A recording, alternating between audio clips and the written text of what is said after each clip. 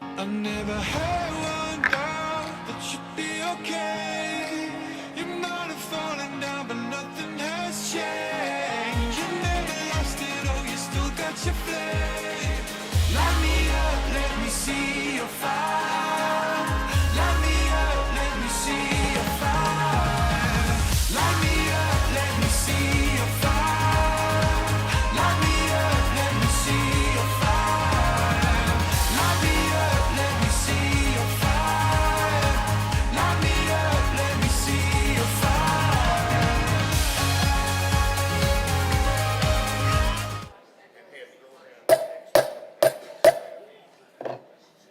Good morning. Thank you for joining us for the October the 28th council meeting this morning. First, we'll start off with the invocation by Reverend Dr. Geraldine A. Daniels, pastor of Southside CME Church, Birmingham, Alabama. If you can, please stand while she gives the invocation, and also remain standing for the pledge.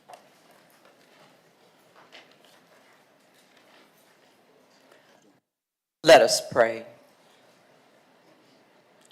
God of all people, we come before you this morning, inviting your presence into this space. We ask right now for those who come this morning who are elected officials to this city, that they will not only serve this city, but serve this community with wisdom, integrity, guided by the power of your Holy Spirit. May their presence in this place always be known by their courage and by their dignity. Thank you for blessing us with these leaders. Thank you that their tenure will be one of goodwill, that they will be leaders that will bless this city, that will be outstanding not only in this place in Alabama, but it will be a beacon of light for this country. We love you, we praise you, and we thank you for your blessings. It is in your name that we pray. Amen and amen. Amen. You will join us with the pledge with Councilor Wardine Alexander.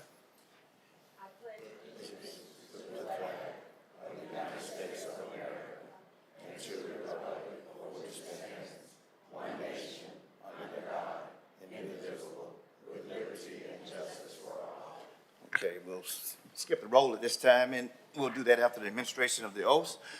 Minutes are not ready from May the 6th, 2025 to October the 21st, 2025, and we will turn it over to Council Administrator Daniels. Good morning. For the administration of oath of office, we'll begin with Districts 1. Councilor Clinton Woods, please meet Judge Elizabeth French at the speaker's podium, and you will be accompanied by Rhonda Meadows.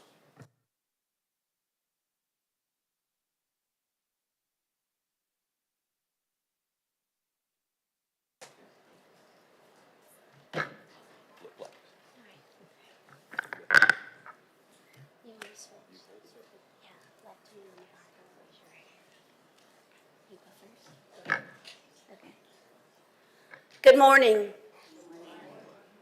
I'm honored to be here today. I'm proud to know Councilor Woods. I'm proud of his continued service to the citizens of Birmingham. Congratulations. If you would, please put your left hand on the Bible, raise your right hand. I, Clinton Woods, solemnly swear or affirm that I will support the Constitution and will obey the laws of the United States and the state of Alabama, and that I will, in all respects, observe the provisions and ordinances of the city of Birmingham, and will faithfully discharge the duties of the office of council member. Congratulations. Thank you.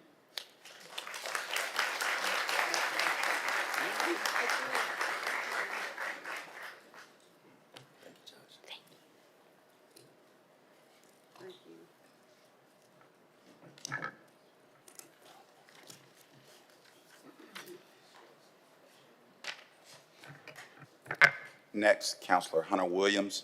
Please meet Judge Carol Smitherman at the podium. Thank you.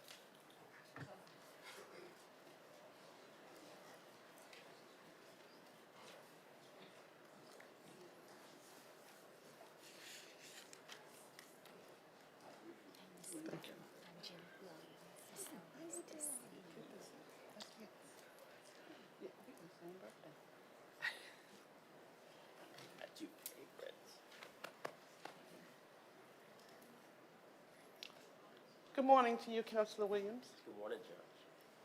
It is my honor to grant your request to give you your oath of office. We use both hands when you give the oath. The right hand up to God. It represents honesty. Your left hand on His word, which you promise to keep. This is my second time to give you this oath, and I know there will be many more occasions. Put the people first. Stand strong, and all will be well. Are you ready? Yes, ma'am. Come closer. I don't have the COVID. Come closer. Here's your right hand. I I, Hunter Williams, do solemnly swear do solemnly swear that I will support the Constitution that I will support the Constitution and will obey the laws of the United States and will obey the laws of the United States and of the state of Alabama, and of the great state of Alabama, that I will, in all respects, observe the provisions observe the provisions of the ordinances of the ordinances of the city of Birmingham, of the city of Birmingham, and will faithfully and will faithfully and honestly and honestly discharge the duties of the office of council members. discharge the duties of the office of council member. You may affix your signature. Thank you, Judge. Judge. Oh, me.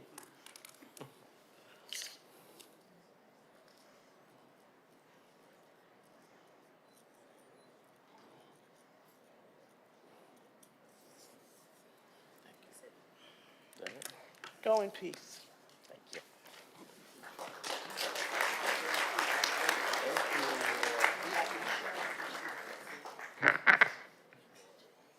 Counselor Josh Vassa, Judge Tiffany A.G. I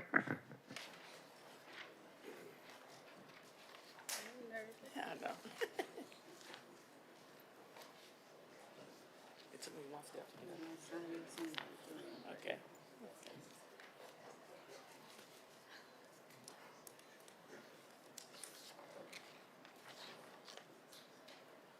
Are we using this Bible or that Bible behind you? Councilman Vassa, it is my great joy and my honor, correct other hand, there we go. It is my great joy and honor to issue this oath. If you would put your left hand on the Bible and raise your right hand for me. You guys can come a little closer. Okay, there we go.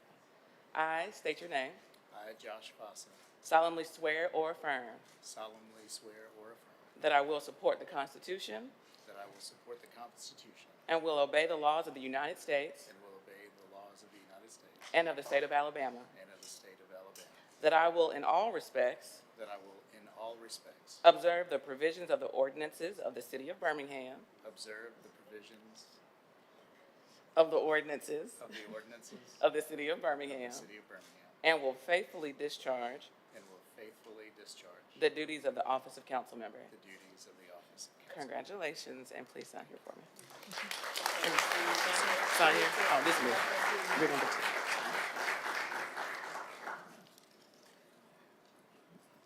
All right, Councilman. Thank you. They can hear me.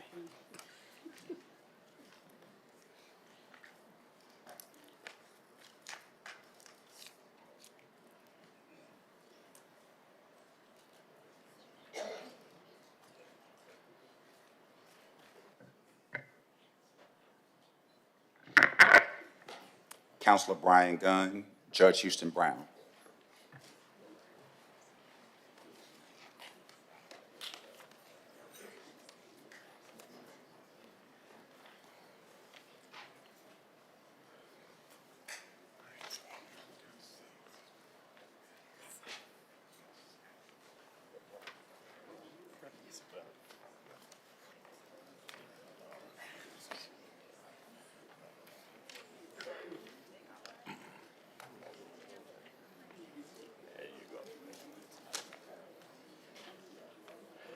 My words this morning are brief. Brian, I am honored deeply to administer this oath to you as the first-time city councilor of the city of Birmingham. And that's all I'm going to say. But I will be supporting you and the rest of the members of this council to do justice and to be fair and to take care of my fellow citizens in this city. If you would, I would like for you to repeat after me by placing your left hand on the Bible and you're raising your right hand.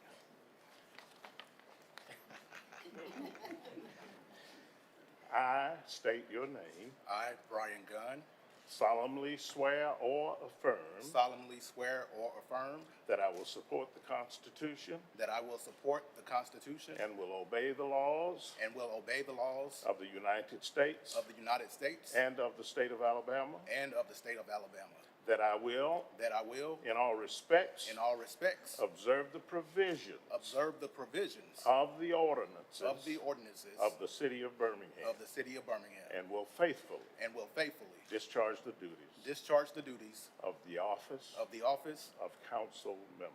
council member. Congratulations. Thank you so much. Congratulations, Mama. And Dad. Okay, here you go. Okay.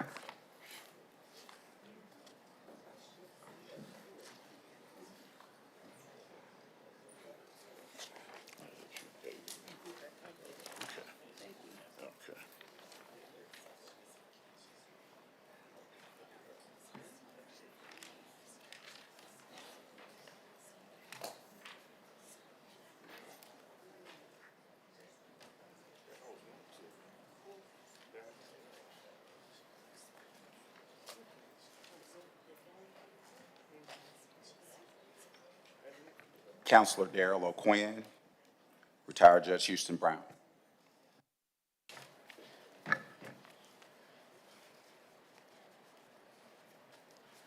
Councilor O'Quinn, it is an honor to be here with you this morning to swear in one of our senior council members, and having sworn in our junior most, it is a pleasure and I'm just honored to do so.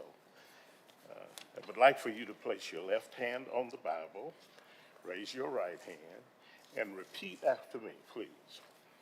I say your name, I, Darrell O'Quinn, solemnly swear or affirm solemnly swear or affirm that I will support the Constitution that I will support the Constitution and will obey the laws of the United States and will obey the laws of the United States and of the state of Alabama, and of the state of Alabama, that I will,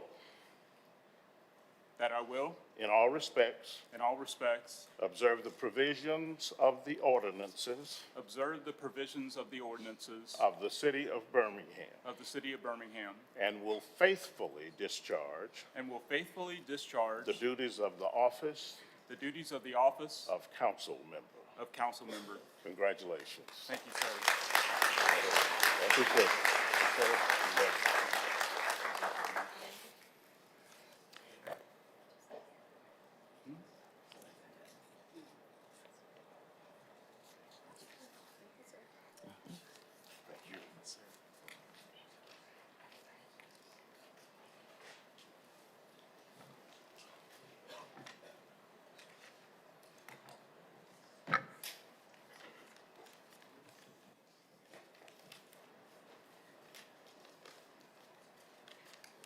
Counselor Crystal N. Smitherman, retired Judge Carol Smitherman.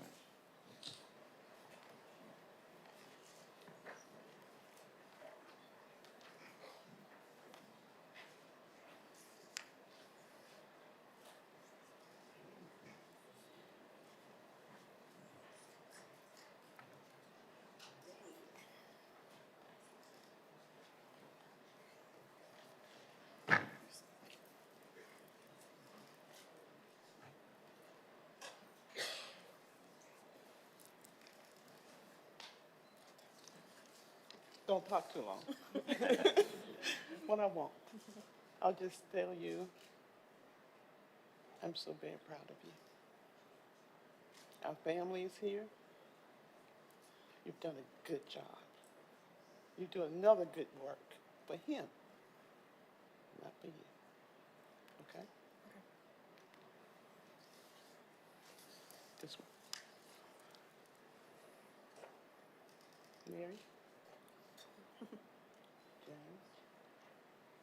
Quita. Now, repeat after me.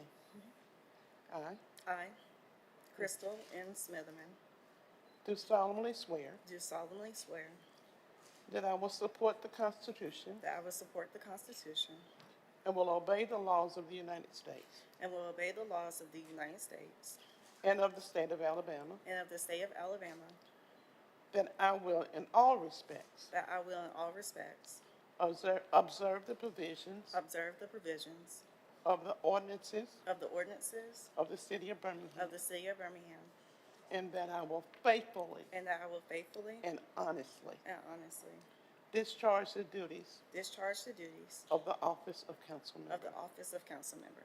So help me God. So help me God. Congratulations, Counselor. Thank you, Judge.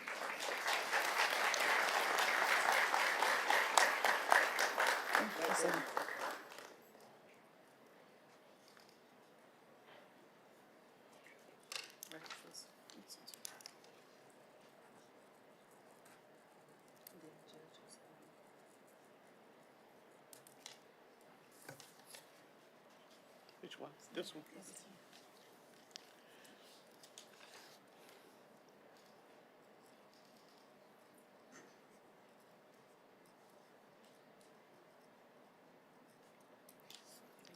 May God continue to bless the works of your hands and heart.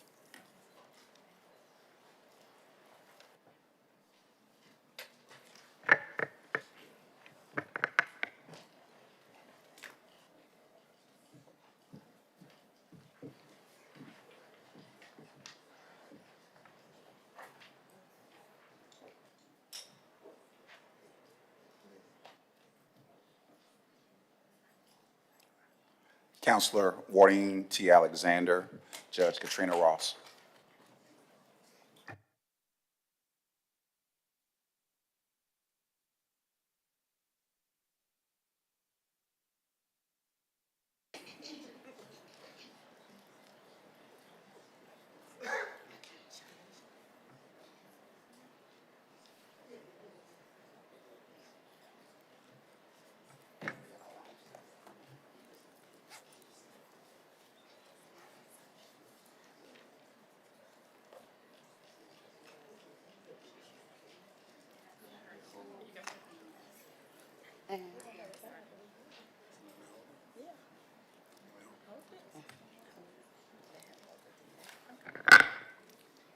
Good morning. Councilor Alexander, thank you for giving me the privilege of being a part of your swearing-in ceremony. It is truly an honor. It's important to renew your dedication to serving the constituents of District 7. Your third election clearly shows their trust in you. I know you will continue to work hard with your colleagues to make Birmingham a great place to live. Thank you. So now place your your left hand on the Bible and your right hand up. I, and state your name, I, Wardeen Towers Alexander, solemnly swear or affirm solemnly swear or affirm that I will support the Constitution, that I will support the Constitution I will obey the laws and I will obey the laws of the United States of the United States and the state of Alabama, and the state of Alabama, that I will, that I will, in all respects, in all respects, observe the provisions of the ordinances observe the provisions of the ordinances of the city of Birmingham, of the city of Birmingham, and I will faithfully and I will faithfully discharge the duties discharge the duties of the office of the office of council member. of council member. Congratulations, I'm Thank so you. proud.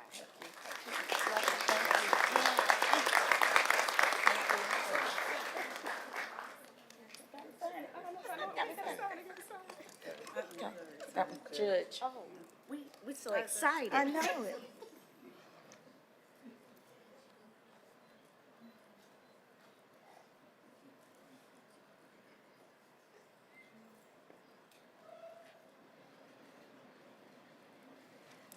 Okay, thank you. All right. I'm good, that's it. Thank you.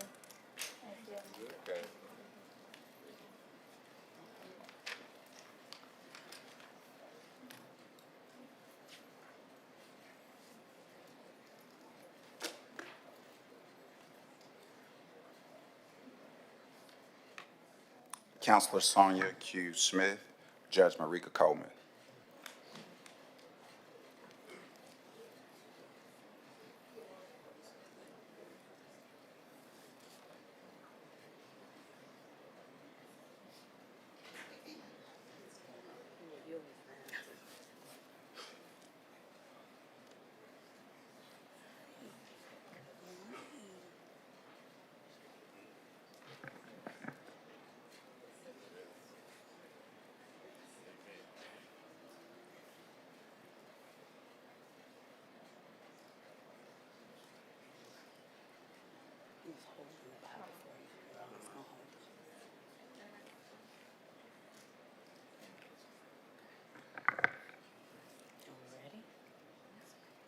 Good morning.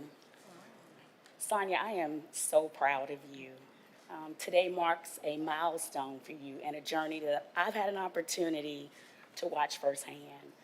I've watched you as a young woman full of passion and excitement and integrity to serve her community. So keep that passion, keep that fire, keep God first in all that you do. And remember, it is your constituents. They are the reason that you have the pleasure and the ability to serve as a member of the City Council. Now, for your oath of office. I state your name, I, Sonia Smith, solemnly swear or affirm solemnly swear or affirm that I will support the Constitution that I will support the Constitution and will obey the laws of the United States and will obey the laws of the United States and of the state of Alabama, and of the state of Alabama, and that I will in all respects and that I will, in all respects, observe the provisions of the ordinances observe the provisions of the ordinances of the City of Birmingham of the City of Birmingham, and will faithfully discharge the duties of the office and will faithfully discharge the duties of the office of council member of council member upon which I am about to enter. upon which I am about to enter. So help me God. So help me God. All right. I'm going to sign. Ladies and gentlemen, I give you Councilwoman Sonia Smith.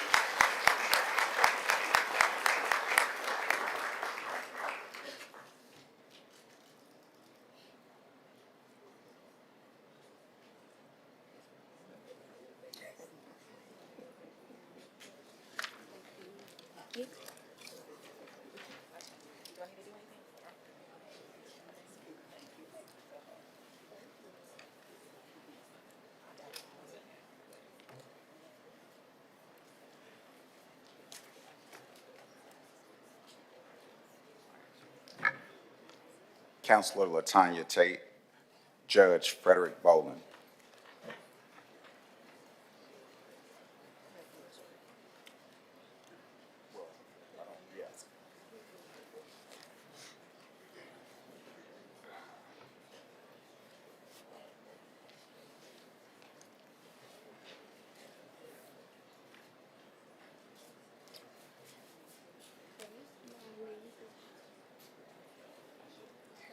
How you doing, beautiful?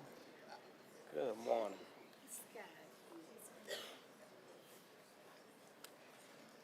Cousin, that's our inside joke.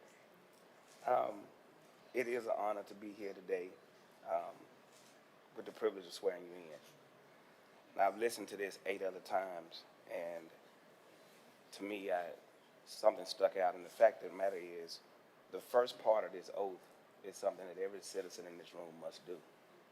We all have to obey the Constitution, okay? We all have to obey the laws of the state of Alabama and the United States. There's punishments if we don't, all right? But the last part of this said that I will faithfully discharge the duties of the office of council member. Now, that doesn't mean you just show up to meetings and vote and put a vote in. It means those campaign promises that you made. It means that the thrive that you had to come out and try to make citizens' lives better, even in the face of times where you will not get a single thank you. It means that you will hold fast and you will do just that. That's the most important part. So as you get ready to take this oath of office, I just want you to remember that. So now, without further ado, if you put your left hand and raise your right hand. I, Latanya Tate, Latanya Tate, do solemnly swear do solemnly swear that I will support the Constitution that I will support the Constitution and will obey the laws and will obey the laws of the United States of the United States and the state of Alabama, and the state of Alabama, and that I will, and that I will, in all respects, in all respects, observe the provisions observe the provision of the ordinances of the ordinances of the city of Birmingham, of the city of Birmingham, and that I will faithfully and that I will faithfully and honestly and honestly discharge the duties discharge the duties of the office of council member. of the office of council member. Congratulations again. Thank you. All right.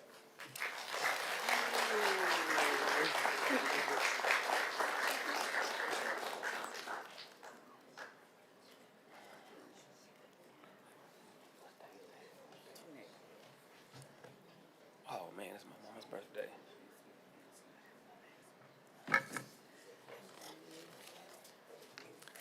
Ladies and gentlemen, this concludes the swearing-in ceremony. Please join me in extending a round of applause to the 2025-2029 Birmingham City Council.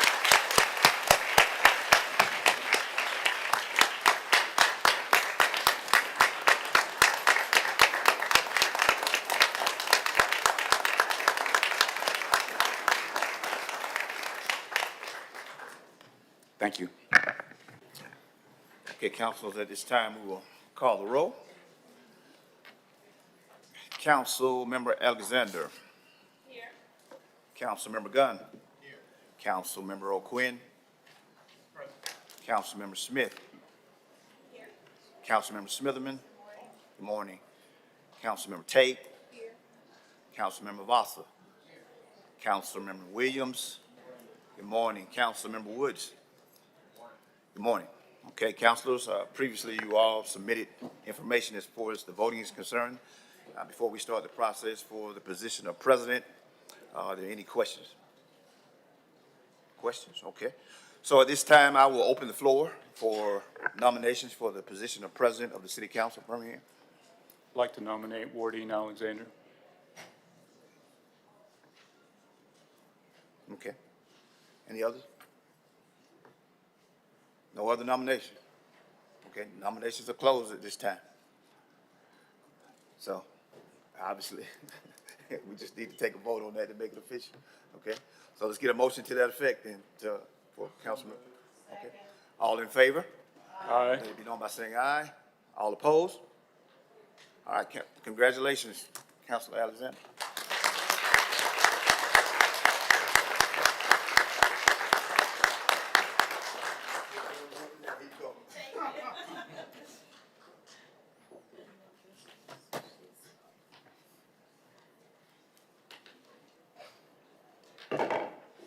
Thank you very much.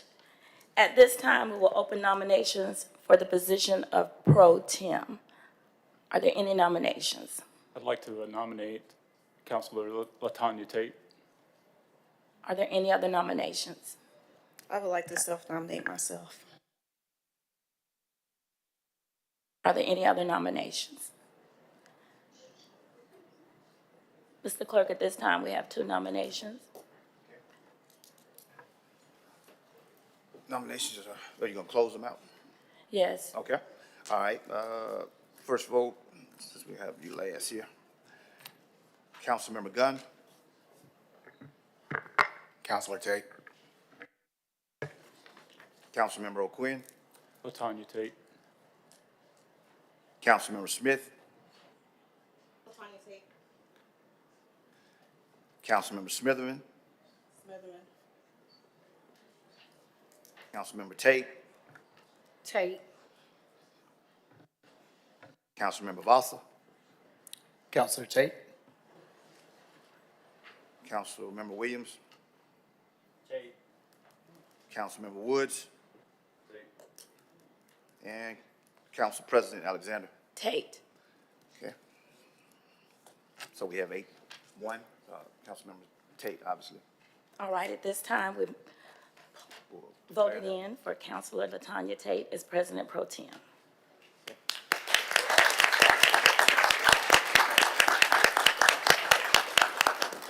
Take a recess. Yes, at this time, councilors, we could have a 5-10-minute recess so that we can go ahead and set our stage up for our continuation of our meeting. Do I have a motion? So moved. All the. Aye. All right, at this time, we're recessed for 10 minutes. Thank you.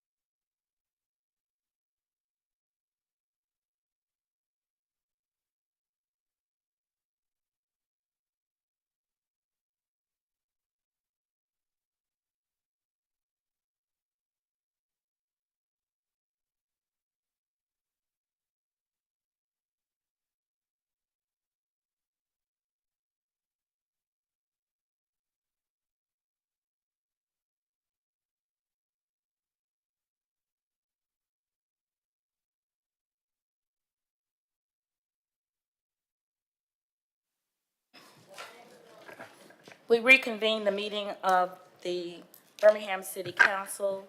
Mr. Clerk, do we need to have a motion to reconvene? We'll just call the roll. All right, thank you. Council, hold on, gotta get everybody reorganized here. Councilmember Gunn. Councilmember O'Quinn. Present. Councilmember Smith. Present. Councilmember Smitherman. Here. Councilmember Bosler. Present. Okay. Councilmember Williams. Present. Councilmember Woods. Morning. President Pro Tem Tate. Present. Council President Alexander. Present. At this time, I'd like to ask for communications from the mayor. Mayor Woodfin. Yes, ma'am, Madam President. Good morning to the council. I'd like to take a moment to actually welcome the new councilors as well and this new council as a body. Congratulations to each of you. Look forward to serving with you all as well. With that said, this past weekend's 84th Magic City Classic, as you all know, was a huge and big success for us. It takes the entire city of Birmingham enterprise to make this event happen, and I would like to give a big thank you to all of our city employees for their hard work. For some, that included working early mornings and very late nights as well. I want to offer a special thank you to Birmingham Park and Recreation, the Birmingham Police Department, Birmingham Fire and Rescue Service, the Department of Public Works, the Department of Transportation, and many other departments, including the Mayor's Office, Chaz Mitchell. These men and women were on the front lines for more than Saturday, and we are grateful for their sacrifice. Another note, the city of Birmingham, as you know, we're hosting the Roundup Harvest Festival. This theme this year, City of Birmingham invites families to saddle up for some fall fun at the 2025 Harvest Festival, themed Woodfin's Roundup Harvest. It's tomorrow, Wednesday, October 29th, and the celebration will take place on Short 20th in front of City Hall from 5:30 to 7:30 p.m. It is inspired by the popular Toy Story movie. The event will include carnival rides, inflatable games, food trucks, and plenty of fun, safe family fun. And children are encouraged to come dressed in their favorite costumes to join us for the festivities. And this free community event is designed especially for children between the ages of 2 and 12 and promises an evening full of laughter, treats, and togetherness in our city center. This time, I would like to ask Christina Norman with Down Syndrome Alabama, as well as her guests, to come to the podium. And as they come to the podium, Down syndrome is the most frequently occurring chromosomal disorder and is the leading cause of intellectual and developmental delay in the United States. And so in honor of those living with this disorder and those who love and care for them, we would like to present a proclamation that I will read in part. It states, whereas approximately 1 in every 700 children are born with Down syndrome, representing an estimated 6,000 births per year in the United States, with approximately 85 of those annual births occurring right here in the state of Alabama. And whereas Birmingham encourages all residents to work together to celebrate the lives of individuals with Down syndrome, and remember to appreciate and regard every individual with dignity as a valued member of our community.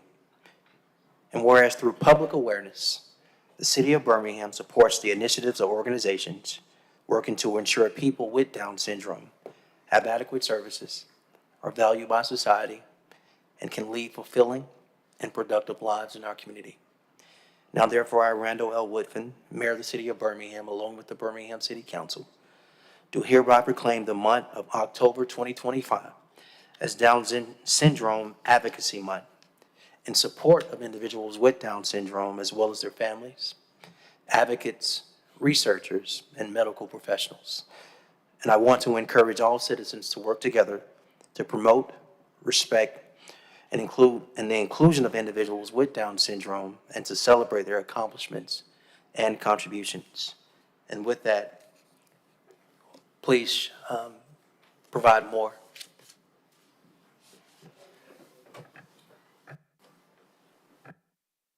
If you press the gray bar, there you go. Thank you so much. Thank you, Mayor Whiffen, President Alexander, Pro Tem Tate, and all of our Birmingham City Council members. Good morning. I am, as Mayor Whiffen said, Christina Norman, and I'm on the Board of Directors for Down Syndrome Alabama. We represent advocacy, education, and connections throughout our city and our state. My son Landon, who's not with us today, has Down syndrome, but we do have Will McCallie and his daughter Frances, and Tamika Thornton and her daughter Kimora. Down syndrome, as he said, is the most common chromosomal disorder, with every 1 out of 700 births resulting. We would like to thank the City of Birmingham for recognizing all of its citizens with Down syndrome. Growing up here in Birmingham, I know the integral part of this rich historical city, and we know working together, we can provide opportunities and inclusiveness for everyone. Now, Frances has something to share. I am not Frances, I am her father, and she got a touch of stage fright, so she asked me to read this on her behalf. Thank you for having me here today to celebrate Down Syndrome Month. Down syndrome is when you have an extra chromosome. In October, we celebrate, educate, and advocate for everyone who has Down syndrome. I want everyone to know that Down syndrome is awesome, and I can do anything that I set my mind to, just like everyone else. Frances McCauley.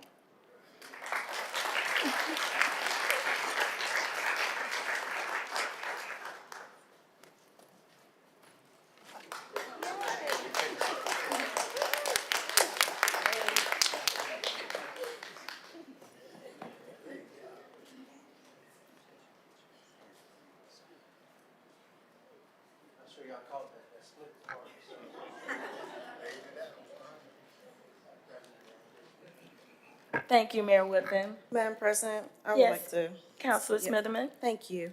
Um, Over the past weekend, I think a lot of people saw this. The Slide Cafe in 5 Point South was broken into. And so I would just like to also see about talking with the administration about providing support to the small businesses in 5 Point South.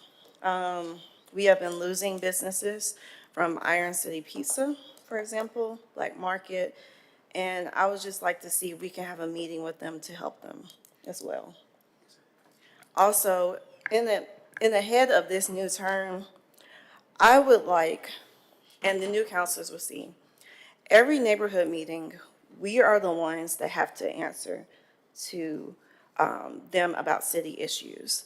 I would like to request at least once or twice a year that department heads are at neighborhood meetings, because it's almost pointless for them to have neighborhood meetings if we cannot address about speed bumps, about crime. Well, we have the police officers, but it would make our lives a lot easier.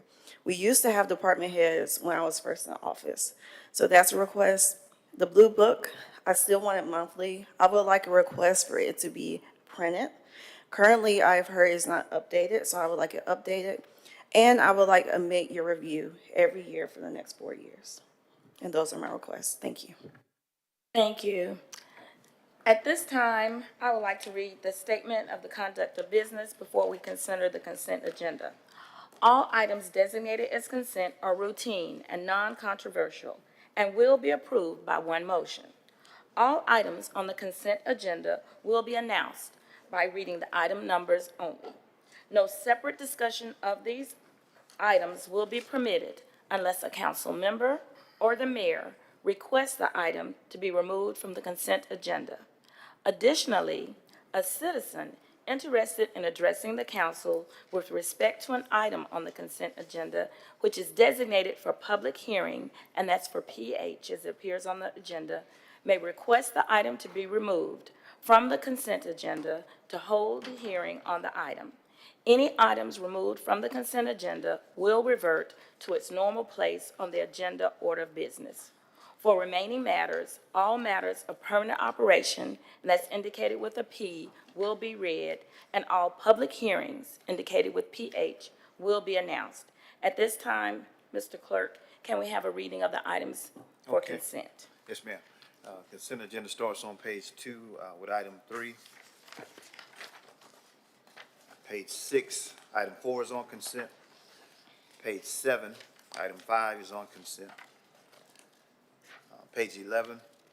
Item 6 is on consent. Please note that item number 8 within item 6 should be withdrawn per planning, engineering, and permits. That's item number 8 inside of item 6. Skip over to page 15, and item 7 is on consent. Page 24, items 8 and 9 are on consent. Page 25, items 10, 11, 12, and 13 are on consent. Page 26, items 14, 15, and 16 are on consent. Page 27, items 17, 18, 19, and 20 are on consent. Page 28, items 21, 22, and 23 are on consent. Page 29, items 24, 25, 26, and 27 are on consent. Page 30, items 28, 29, and 30 are on consent. Page 31, items 31, 32, and 33 are on consent. Page 32, items 34 and 35 are on consent. Please note that item 35 was recommended by Economic Development and Tourism. Page 33, items 36, 37, and 38 are on consent. Please note that all of those items were also recommended by Economic Development and Tourism. Page 34, items 39, 40, and 41 are on consent. That will be the same for those items. Economic Development and Tourism recommendation. Page 35, items 42, 43, and 44 are on consent, and all of those items are recommended by Economic Development and Tourism. Page 36, items 45, 46, and 47. Please note that items 45 and 46 were recommended by Economic Development and Tourism. Page 37, items 48, 49, 50, and 51 are on consent. Page 38, items 53, 54, and 55 are on consent. Page 39, items 56, 57, 58, 59, 60, and 61 are on consent. Page 40, items 62, 63, 64, 65, 66, and 67 are on consent. Page 41, items 68, 69, 70, 71, and 72 are on consent. Page 42, items 73, 74, and 75 are on consent. Page 43, items 76, 77, and 78 are on consent. Page 44, items 79, 80, and 81 are on consent. Page 45, items 82, 83, and 84 are on consent. Page 46, items 85, 86, 87, and 88 are on consent. Page 47, items 89, 90, and 91 are on consent. Page 48, items 92, 93, 94, and 95 are on consent. And on page 49, we conclude with items 96, 97, 98, 99, and 100. Thank you, Mr. Clerk. At this time, councilors, are there any items you'd like to add or remove from consent? Yes, Madam President. I would like to take the following items off of consent, starting with page 31, items 31 and 32. And then on page 32, items 34 and 35. Page 33, items 36, 37, 38. Page 34, items 39, 40, and 41. Page, One second. that's too long, sorry. Back 33, you said 36 and, 36, 37, 38. okay, all of them, okay. Yes. All right. Page 34, items 39, 40, and 41. Okay. Page 35, items 42 and 43 and 44. All It's right. all the bold items. Okay. Page 36, items 45, 46, 47. Page 37, items 48, 49, 50, and 51. Page 38, item 52. Then go all the way to page 42. Items 74 and 75. And then page 43, item 76. And then page 49, item 96.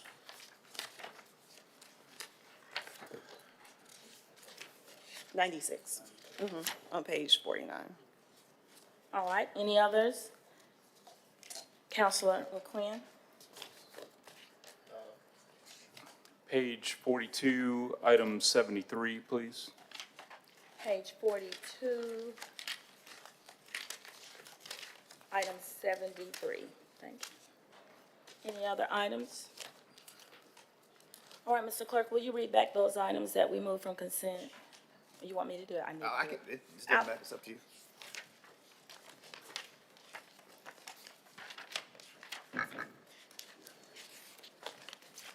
No, I guess. So the items that remained on consent were items 3, 4, 5, 6, 7, 8 and 9, 10 through 13, 14 through 16, 17 through 20, 21 through 23, 24 through 27, 28 through 30. We removed 31 and 32. 33 remain on. We removed 34 and 35. We removed 36 through 38. We removed 39 through 41. We removed 42 through 44. We removed 45 and 46. Did we remove 47? No. I had 47. 47 Yes, as well? 47. Yeah. 45, 46. We removed 48, 49, 50, and 51.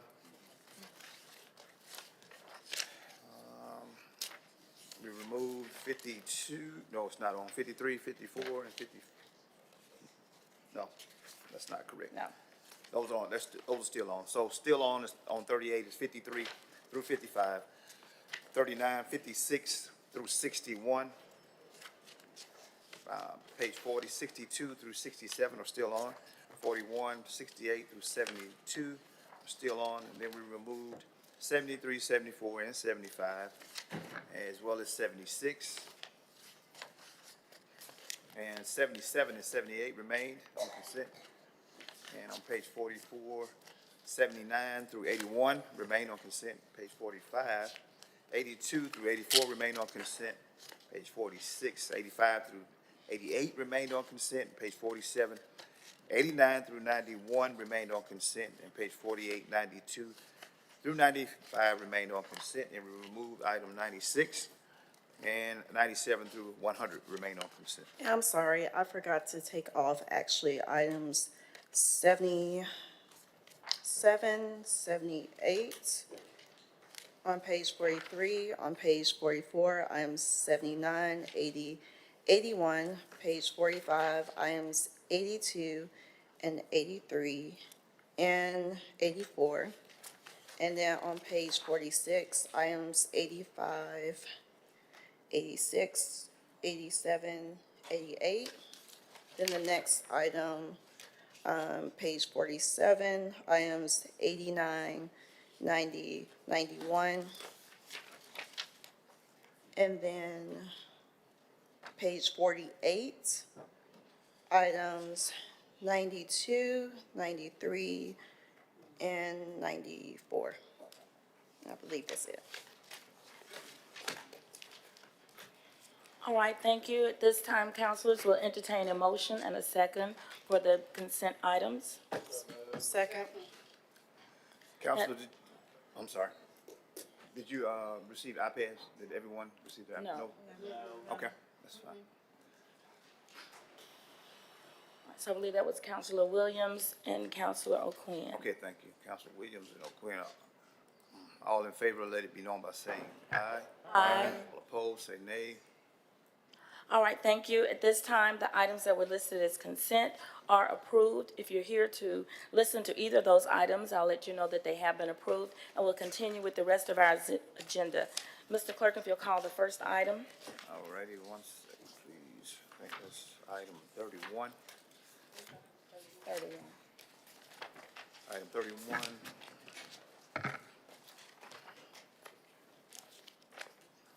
A resolution, amending resolution number 172725, adopted by the council on October the 14th, 2025, which will under which the council of the city of Birmingham, Alabama authorized the mayor to execute all documents required for the city to complete a grant application and accept all grant funds awarded by the Congestion Mitigation and Air Quality Improvement Program.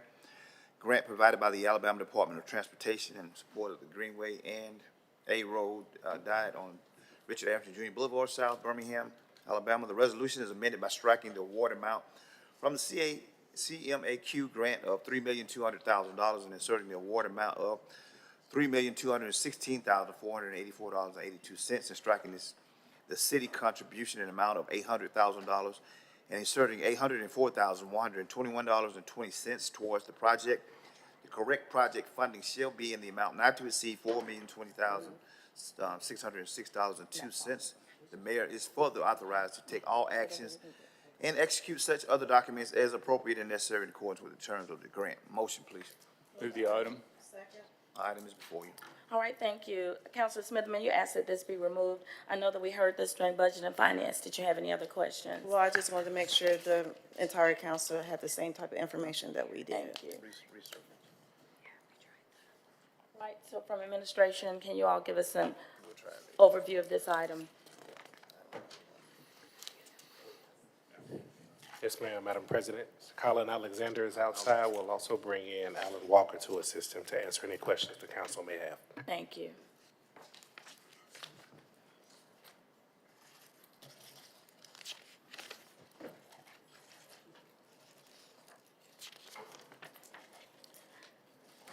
Good morning. If you introduce yourselves. Yes, good Council morning, Department. Council. Alan Walker, I serve as Deputy Director of Capital Projects. Colin Alexander, I serve as Program Manager in the Birmingham Department of Transportation. Thank you. Councilor Smitherman. Yes, I know, Mr. Alexander, you gave us a great, explanation of it. I just wanted just another general overview at council meeting today of this item. Yes, certainly. So we are standing up an updated agreement for the project. It's a road diet project, 2 miles that extends from 15th Avenue all the way down to Valley. We've had this project in the works and just continuing forward with that, standing up the agreement. Okay. And then I see that we're going to give a contribution amount of $800,000. What is the financial source of that? What's the funding source? The funding source is, part of that is the gas. Excuse me. Madam President, Yes. the funding source will come out of the fuel tax account that we get from the state of Alabama. Okay, thank you. Any other questions? Councilor Smitherman? No, ma'am, thank you. Thank you so much. Any other questions from any other councilors? At this time, we're ready to entertain the vote. Okay. All in favor, let it be known by saying aye. Aye. All opposed, say nay. All right, thank you. Item number 31 passes. Next item. Item 32, a resolution approving and authorizing the mayor to execute a lease agreement with Inslee District Developers LLC, under which the city of Birmingham as tenant will lease approximately 5,688 square feet of space from Inslee District Developers. In the building, Inslee District Developers will construct on the site of the former Ramsey McCormick Building located at 508 19th Street, Inslee, for an initial term of 5 years, which term may be extended up to 2 additional terms of 5 years each, and for a base rent in the amount of $265,000 during the initial term and $153,000 during an extension term. Motion, please. All right, Councilor Smitherman, you asked that this item be moved. for Yes, consent. what are they going to be doing exactly as tenants? Chief? Madam President, so Mr. Coriaty Hauser will come in and answer those questions, Counselor. Thank you.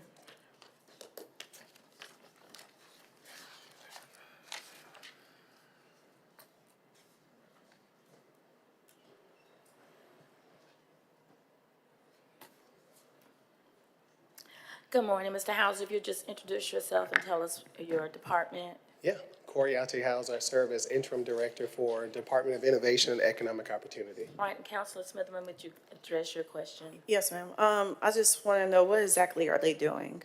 Like, what are the services they're going to be providing? In this building? Yes. So, or in the space? So Yes. We've not fully determined that yet. So part of this lease will also be a police substation. The other part will be some sort of city service programming. So we've not fully developed that out yet. but it'll be something relative to the community. So a community space, business license, programming, small business space is the general population of what'll be happening there. Gotcha. Have we surveyed the surrounding communities to see what they would like in that space? That's a part of the plan, so Okay, that's good. why we don't have the full plan yet. So we are having community engagement to make sure it's reflective. Okay. Do you know how many people you may be able to service? Or how many people they will have in the space, or is that still being determined? Like the entire building? Well, no, this. Just this partic- space? Yeah. So this will just be for city services. So it'll Okay. be a unique space for Okay, city got it. service to come in and serve. Okay. All right. Thank you. Any other questions about this item? Yes, Mr. Gunn? Just a quick question. Is there an update on the timeline for this development? So we would have to go into executive session to discuss further related to pending litigation. Would you like to do that? Okay. Counselor Williams? Thank you. So with this development, is this dollar amount that we see here in rent, and the additional term in the capital stack that was presented to us Yes. as part of who we have leased? Okay. And then what percent outside of that is that building leased? It's about 80% leased at this point. Okay, and how much of that 80% and that's signed leases, correct? 80%, not letters of intent? It's a combination of the both. Ooh. What actual commitments do we have at this time, and how much is the city's percent? So it's my recommendation that we go into executive session to discuss pending litigation under Alabama Code 3625A7A3. Motion for executive session? Do you need one? You'd like to go further, get more information? I mean, I don't really want to go in executive session, and I feel that the public actually has a right to know these things, to be quite frank. But it is I'll in let the council litigation. decide. I mean, I'm not going to support this without, Okay. without the information. It's not in our packet, so. Thank you. All right, do we need a Roll call. motion? Yes, roll call. We got a motion. Okay. We have a motion. Yes. Motion and a second. Councilmember Gunn. I'm sorry. Councilmember Gunn. Yes. Councilmember O'Quinn. Yes. Councilmember Smith. Yes. Councilmember Smithman. Yes. Councilmember Vossa. Yes. Councilmember Williams. Yes. Councilmember Woods. Yes. Councilmember Tate, Pro Tem Alexander Tate, sorry. Yes. I'll get it. You get it, sir. President Alexander. Yes. All right, councilors, at this time, we're going into special session. We'll go in for 15 minutes, so we're recessed for 15 minutes.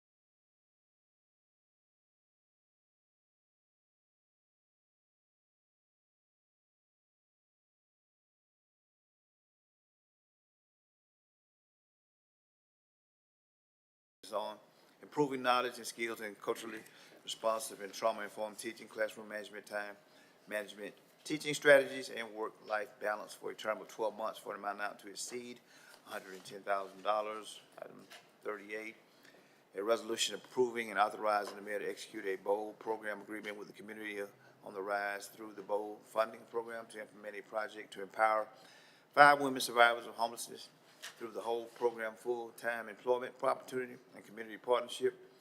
The project will expand stable housing opportunities by launching a second rent-to-own pathway and maintaining a current pathway while simultaneously growing Community on the Rise's justice enterprise by placing recycled plastic products in 10 retail stores and tracking quarterly recycling totals to demonstrate measurable community and environmental impact for a term of 12 months for an amount not to exceed $75,740.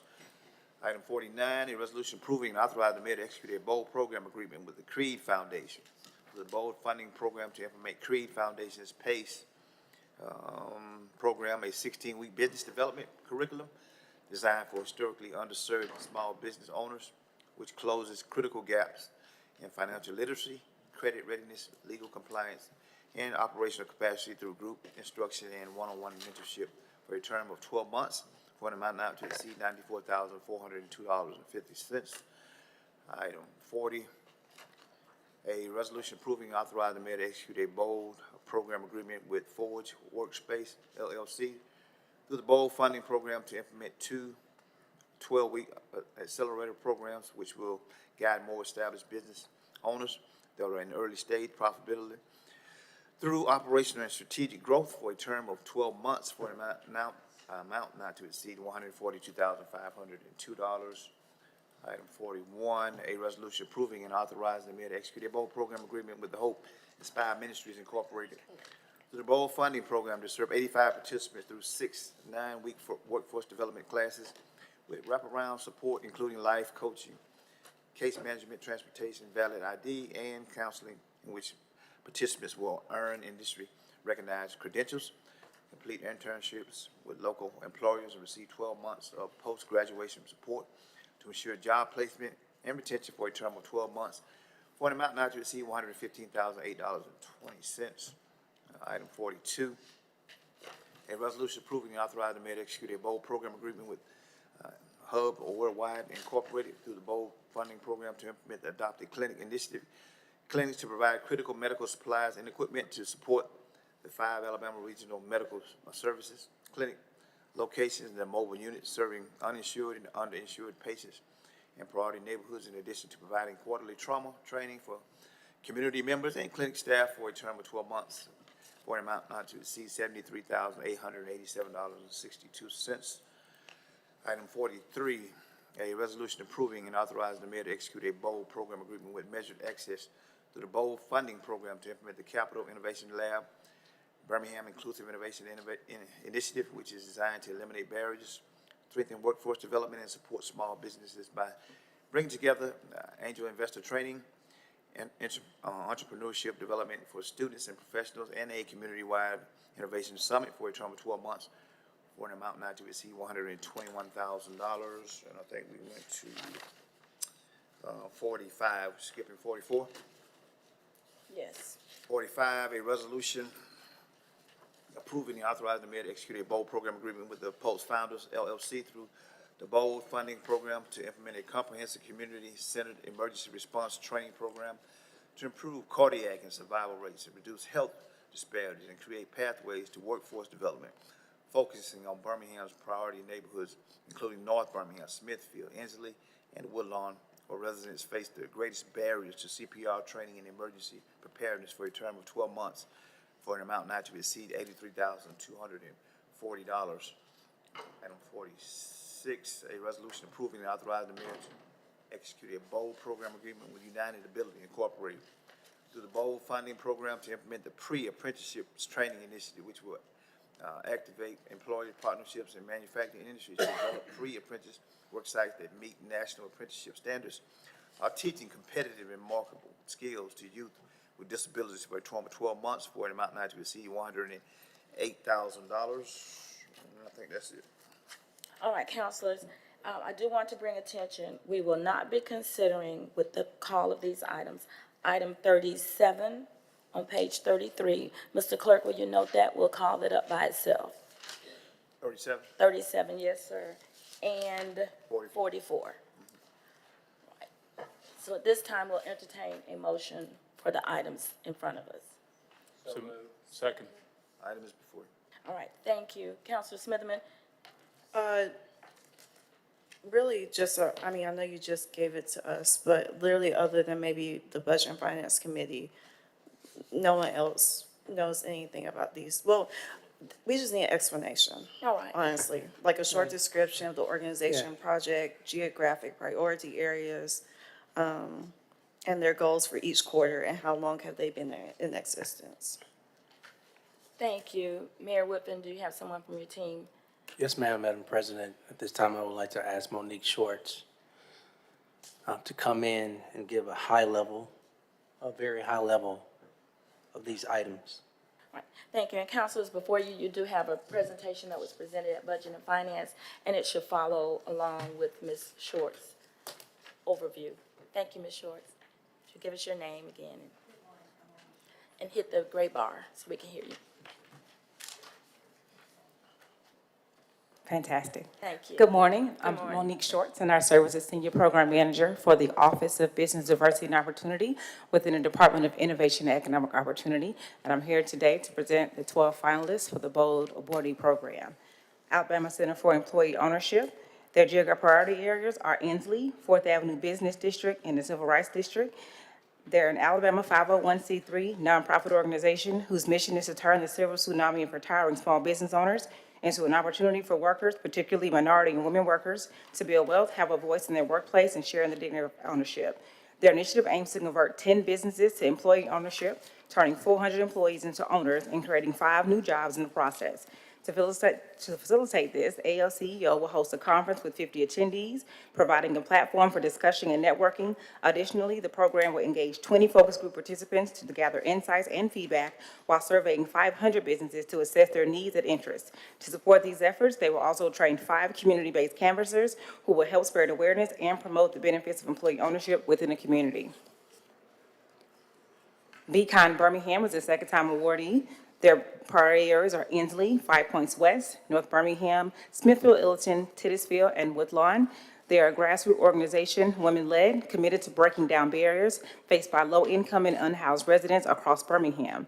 Their mission is to ensure essential resources such as clothing, shoes, hygiene products, and necessities are accessible to those in need. They will conduct 75 mobile-free pop-up events throughout the year, aiming to serve 7,500 individuals, with at least 80 participants coming from the geographic priority areas. They will distribute a total of 20,000 units of clothing, hygiene items, household goods, and workforce attire. Additionally, the program seeks to supply at least 5 partner organizations with workforce attire and refer to 25 individuals to the Be Kind for Bubble mental health program. They will also collect feedback from at least 550 participants to assess the impact of its services and ensure continuous improvement and responsiveness to the community needs. Community on the Rise. Their geographic priority areas are the 4th Avenue Business District, Civil Rights District. They are a nonprofit and justice enterprise empowering people experiencing homelessness through a focus on housing, education, healing, and employment. This program will develop leadership skills for 3 women in the whole program and create 4 service learning opportunities for the Birmingham community. Each participant will complete a professional development activity, and 4 staff members will see increased pay, enhancing their financial stability. A partnership with the M4A agency will hire a part-time survivor staff member, while handmade recycled products will be introduced in 10 local stores. They also aim to increase a 25% increase in savings for women through the budget education. Lastly, their 1 staff member will begin her rent-to-own contract, and another will complete her 3rd year in the rent-to-own program. The Creed Foundation. Geographic priority areas are the 4th Avenue Business District and the Civil Rights District. Creed Foundation is a 501c3 nonprofit dedicated to expanding economic opportunity in Birmingham's historical civil rights district. This funding will enhance support for historically underserved small business owners through PACE, a 16-week business development curriculum. The initiative plans to enroll 75 business owners, with over 50% from the geographic priority areas. They will experience a 25% increase in their understanding of business cash flow, accounting software, credit, and legal compliance. Each will also receive 10 hours of one-on-one legal coaching and up to 32 hours of group instruction, along with 30 legal and accounting software stipends to support their growth. Forge Forward, their areas are Eastlake, Inslee, the Fourth Avenue Business District, Civil Rights District, North Birmingham, Smithfield, Illiton, Titusville, and Woodlawn. They are a co-working space and small business hub located in downtown Birmingham. Since 2017, they've supported hundreds of entrepreneurs by providing affordable, flexible workspace, meaningful community, and opportunities for connection and growth. With BOLD funding, they aim to directly serve 20 businesses through its accelerated program, including training, co-working memberships, and networking. Key outcomes include 20 small business owners completing structured leadership and operational training through the two 12-week accelerated programs with quarterly follow-up ensuring accountability. The program tracks business growth metrics such as increase in revenue, customer base, operational efficiency, alongside job creation within 12 months of program. Participants will secure funding, grants, or contracts, receive 15 introductions to funders and advisors, and engage in at least 2 showcase events yearly, connecting them to Birmingham's entrepreneurship ecosystem. Hope Inspired Ministries, their areas are Eastlake, North Birmingham, Smithfield, Illiton, and Woodlawn. They equip unemployed and underemployed Birmingham residents with the skills and support needed to secure and sustain employment. With BOLD funding, they will support 85 participants through comprehensive wraparound services, such as life coaching, case management, and counseling. Participants, at least 40 from referrals from churches and shelters, DHR, or through community outreach, will earn industry-recognized credentials and complete internships, along with receiving 12 months of post-graduation support for job placement and retention. 24 learners will complete the OSHA 10 certification or other relevant credentials, continue their education, enroll in a registered apprenticeship, or secure competitive employment within 3 months of graduation. Hub Worldwide priorities include Inslee, North Birmingham, Fourth Avenue Business District, and the Civil Rights District.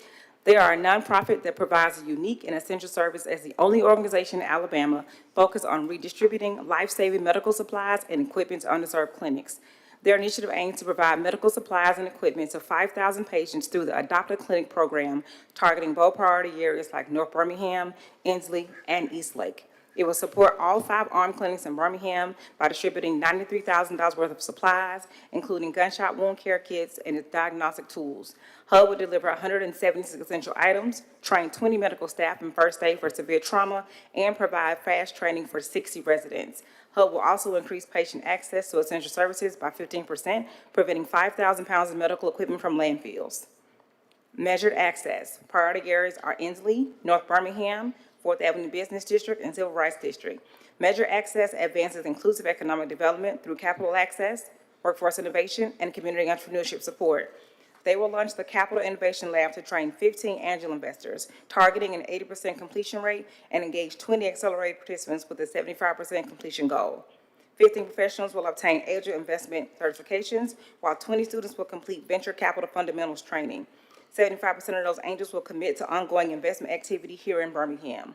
5 venture capital scouts will secure internships in the venture startup sectors, and Measure Access will establish the Birmingham Angel Network with 15 active members. The Post Finders. Their priority areas are Inslee, Smithfield, Illiton, North Birmingham, and Woodlawn.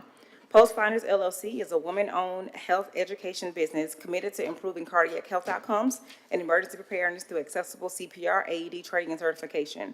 Post Finders with 40 individuals in AHA hands-on CPR, and they are also certified 46 individuals in AHA basic life support.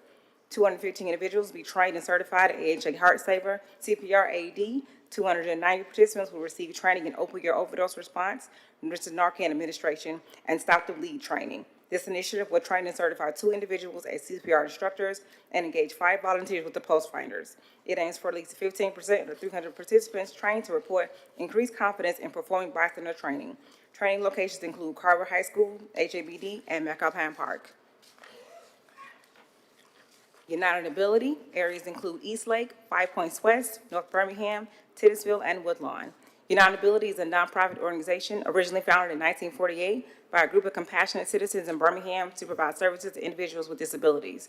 Both funds will support the pre-apprenticeship program, which will train 24 Birmingham City youth with disabilities in an advanced manufacturing setting, equipping them with the skills necessary to enter a registered apprenticeship at a higher level or to join the workforce with credentials for high-demand, high-wage jobs.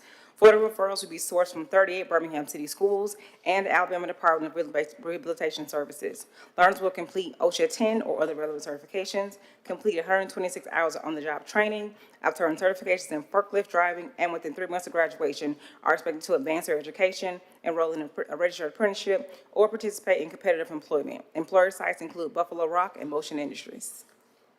Thank you very much. Councilors, you've heard an overview of each of the bold items that are before us. Right now, we are only considering, just as a recap, items 35, 36, 38, 39, 40, 41, 42, 43, 45, 40, and 46. Are there any questions, Councilor Smitherman? Did you need any additional information? Yes, I would like to meet the representatives of those organizations. The Budget and Finance Committee has, but I don't think the rest of the council. Yeah, I know I recognize some of them in the audience. Come up. Yes. If everyone would, please come up. What information would you like? What are their goals for each quarter, and how long has their organization been in existence? And who is the representative that's here? Hi, my name is Daniel Marshall. I'm from the Alabama Center for Employee Ownership. Thank you. Also want to say congratulations on your first day of school. So as Monique said, our goal is to convert 10 businesses in Birmingham to employee ownership. That takes some time, and so our goal for that is by mid-2027 that would happen. We also want to reach out to 500 businesses, and so that would be basically, we're foregrounding that in the first 2 quarters is our goal. We want to have 50 attendees at our conference where business owners from the area can meet employee ownership experts and employee owners from around the country. That would be 50 folks, and that would be in Q2. And then finally, we have focus groups for legacy business owners from those neighborhoods, and we would have basically 10 from 4th Avenue Business District, 10 from Ensley, and that would be in Q1. And how long has your organization been in existence? For 2 years. Yeah. Thank you. Next applicant. Madam President, Yes. can Counselor ask the questions again so everybody's clear on what they need to present? Yes, thank you. What are your goals for each quarter, and how long has your organization been in existence? Everyone, my name is Ashley Griffiths. Goals are to continue our pop-ups amongst the 8 libraries that we are currently in, serving over 7,500 each next year. So breaking that down per quarter. We also will do 75 pop-ups next year, and then 50 mental health referrals to our counselor through the Beacon for Bubba program. And in addition to that, our workforce development, in which we will provide to our partnering organizations the work pants and work uniforms provided to us through Cintas Corporation. And we have been in existence since November of 2022.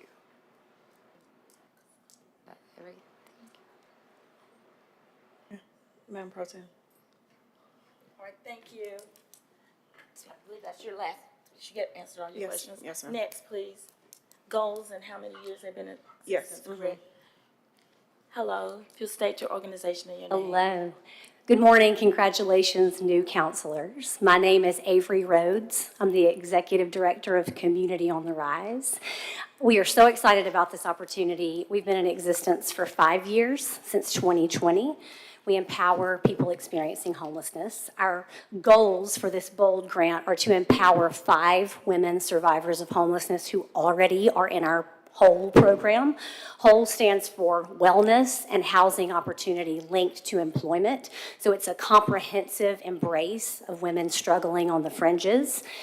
They will be moving into 2nd year leadership development year with us. So they're completing their 1st year of stabilizing and moving more toward leadership goals.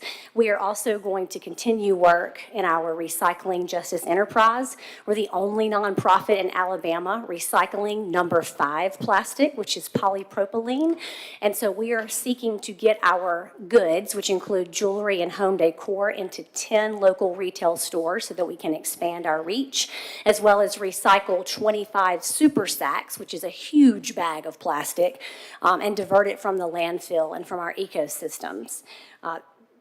Would you like me to go through quarter by quarter, or is that good for the general? I believe those are the questions that were Yeah, asked. that's fine. That's good? Okay. Thank you. So thank you so much. And also, I forgot, because I know former Councilor Abbott asked, wait, ma'am, you. Where can people, drop off the recycling is in number 5? We have an entrance. We're on 2nd Avenue North on the side of the Church of the Reconciler. Our sign hangs out from the door, and we have 2 blue pots, and you can come Monday and Thursday between 10 and 2 to drop off your number 5. So all of the plastic that we recycle is local, and diverting it from the landfill is super important. So please come and tour, hang out with us, and see what we're doing. Thank you. Thank you.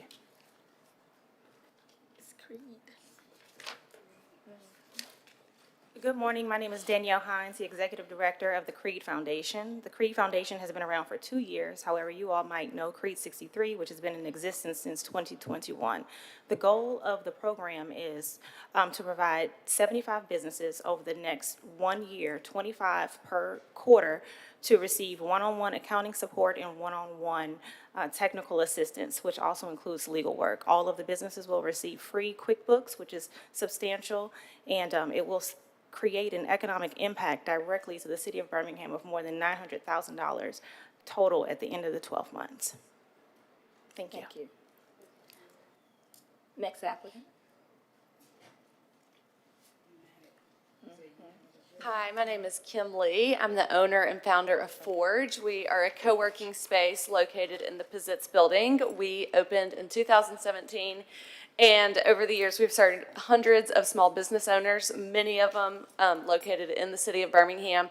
Our vision has always been to support small business owners, whether they're our members or not, and this program allows us to give the opportunity to not just provide them support and community, but also a small business accelerator. So we will take small business owners that have been in existence and take them through a 12-week accelerator. We'll do 2 per year. So our goal is for 20 small business owners to go through this program. It will level up their business, give them tools for training their employees, marketing, get their vision and alignment in order, and be able to pass that on to all of their employees. So at the end of each program, we will also have a celebration ceremony. We'll bring in other people from our community and from the city to learn about the businesses and how they've grown. Thank you. Okay. Next applicant. Good morning. My name is John Bowman from Hope Inspired Ministries, and we've been around since 2012 and had our Birmingham office since 2017. But we're a workforce development nonprofit with a heavy dose of social work, and we do 3 things: recruit, train, employ. So we recruit individuals who are unemployed by meeting them where they are, either on the streets, through the courts, in the prisons, coming out of incarceration. But then we train them both how to get a job, how to keep a job. They come through receiving 3 college credit hours through the ACE program, but we also help them eliminate barriers in their life, from transportation to identification, and then the end goal is that they're employed and they are self-sufficient. Our goal is 85 participants touched. We know that not all of those will graduate, but we will do 6 classes throughout the course of the year. So, you know, the classes, sometimes you have 2 in a quarter and sometimes 1, but those numbers will vary between there. Thank you. Thank you. Next applicant.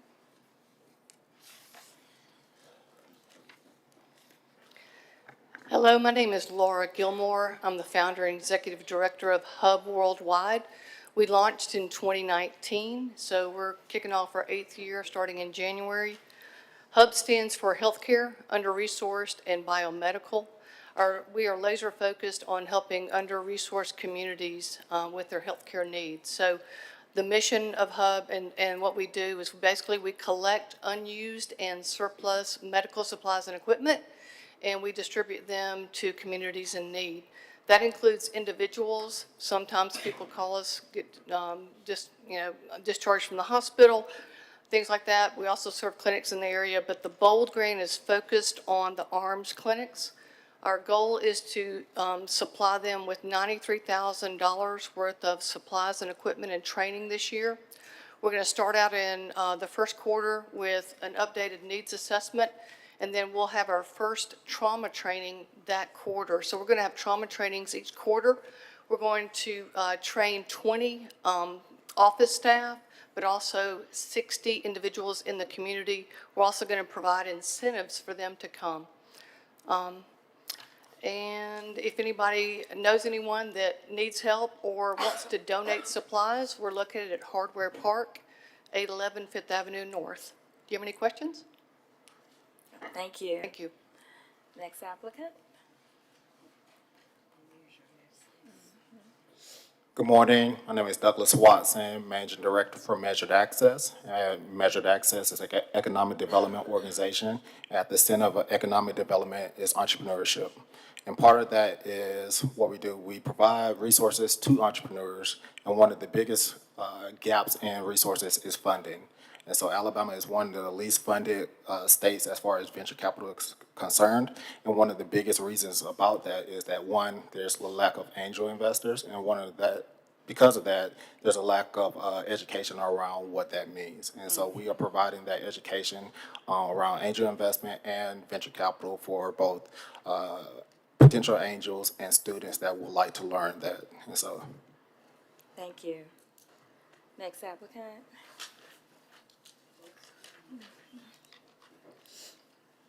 Good morning. My name is Carolyn Etheridge. I'm the founder and CEO of the Post Founders LLC.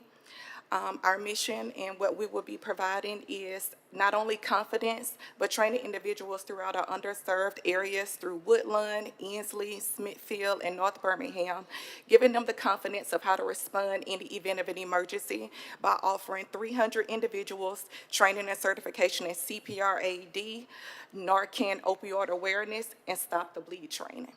Thank you. And we have been in business since 2019. Thank you. Last but not least, United Ability. Hello, I'm Katie Dumas. I'm the Director of Employment Services with United Ability. We have been around for 77 years, since 1948, and our quarterly goals are to serve 8 Birmingham City students and out-of-school youth in a pre-apprenticeship program. So they will gain the skills and certifications needed to either enter into a registered apprenticeship at a higher level than individuals who did not go through the program, which historically individuals with disabilities have not had that leg up in the workforce. And we will also assist them in getting into competitive employment and high-wage, high-demand jobs. Thank you. Any other questions? Not for the applicants, but really for administration. How did we determine each funding amount for each applicant? Was it something they requested, or how was that determined? So yes, through the process, they requested an amount. We had a certain amount, so we just kind of went through, made sure everything was allowable through through taxpayers' dollars, and then they were given that amount. Okay, and this may be either a dumb or a simple question. What is the difference between funding and leverage funding? So the funding is how much we are giving them. The leverage funding, how much they're giving back to the city of their own resources. Okay. And where would that funding go? So it came in a form of in-kind, so they Okay. could have provided space. They provide anything in-kind they could have provided. Just one clarification, not Yes. giving back to the city, they're putting that in their total budget for the Gotcha. program. So Okay. we will be given a certain amount, and then they're leveraging another amount for Okay, the good. total budget of the program. Okay, thank you. Any other questions? Any councilors have any questions? All right, at this time, we're ready for the vote. Thank you, Ms. Short, and we thank all of the applicants as well. All in favor, let it be known by saying aye. Aye. Opposed, say nay. All right, thank you. So items, Let me go back to go back. 37. So items, let me just declare the ones that we just approved. So item 35, item 36, item 38, item 39, item 40, item 41, item 42, item 43, item 45, and item 46 are all approved. Now, next item. You want to go to 37? Yes. Okay.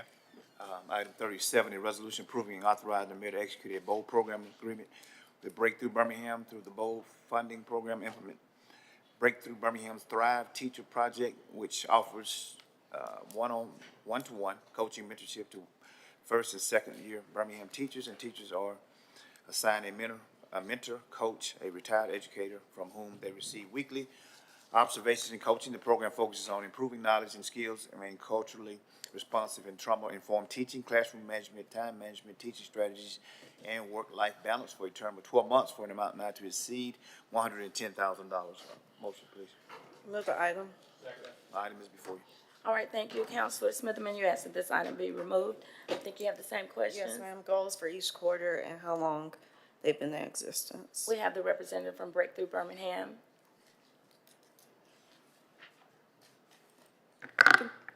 Good morning. Good Hi, my morning. name is Marion Michelle. I'm the Executive Director of Breakthrough Birmingham. We've been around since 2013, but this particular program has been around for the past, January will make it 4 years. So we're really excited to continue the Thrive program that Bold funded last year. So the focus of our program is really supporting 24 teachers in Birmingham City Schools using a teachers coaching teachers model. So we've been lucky enough to recruit 4 retired educators who work with us part-time at 25 hours a week. And what they're doing is going into these classrooms on a weekly basis to ensure that first and second year teachers, the people most likely to leave the classroom, are getting additional support. So that what that looks like is weekly observations and a debrief cycle. What that looks like is professional development that's happening on a monthly basis, sometimes on the weekend, sometimes after school. What that looks like is just professional networking opportunities. One of my core beliefs, honestly, as a teacher, as a former teacher, is that we do not professionalize the industry enough. And so making sure that you have people across the city who are in the same, going through the same fire as you, getting to this training over 2 quarters is really, really important to making sure that you are long-term staying in the classroom. What we found over the last 3 cohorts is that we've got a 90% retention rate, which is in comparison to about 35% with Birmingham City Schools and 55% across the state. So we think our supports are working. Thank you. Any other questions? All right, thank you. This time, Mr. Clerk, are we ready for the vote? All in favor, let it be known by saying aye. Aye. Opposed, say nay. I will be abstaining from the vote. Got it. Okay, so noting that abstention, item 37 passes. Next item. Should be 44. Yes. Item 44, a resolution approving and authorizing the mayor to execute a bold program agreement with Flourish, Alabama through the bold funding program to implement a project entitled Inslee Creative Economy Initiative, which aims to transform Inslee, Birmingham into a thriving arts district by leveraging public art, cultural programming, and community-driven design to create 50 jobs to provide workforce development for more than 140 local students from the Birmingham City Schools to host events such as concerts, artist showcases, wellness programs, and to implement public art installations, thereby stimulating local businesses, attracting visitors, and creating economic opportunities for artists for a term of 12 months for an amount not to exceed $139,000. Motion, please. Move the item. All right, thank you. Do we have the applicant here from Flourish, Alabama? Yes, he is. Good morning, good morning. Morning. My name is Jamon Hill. I'm co-founder and executive director of the Flourish, Alabama. We have been in existence since April 27th, 2019, so 6.5 years.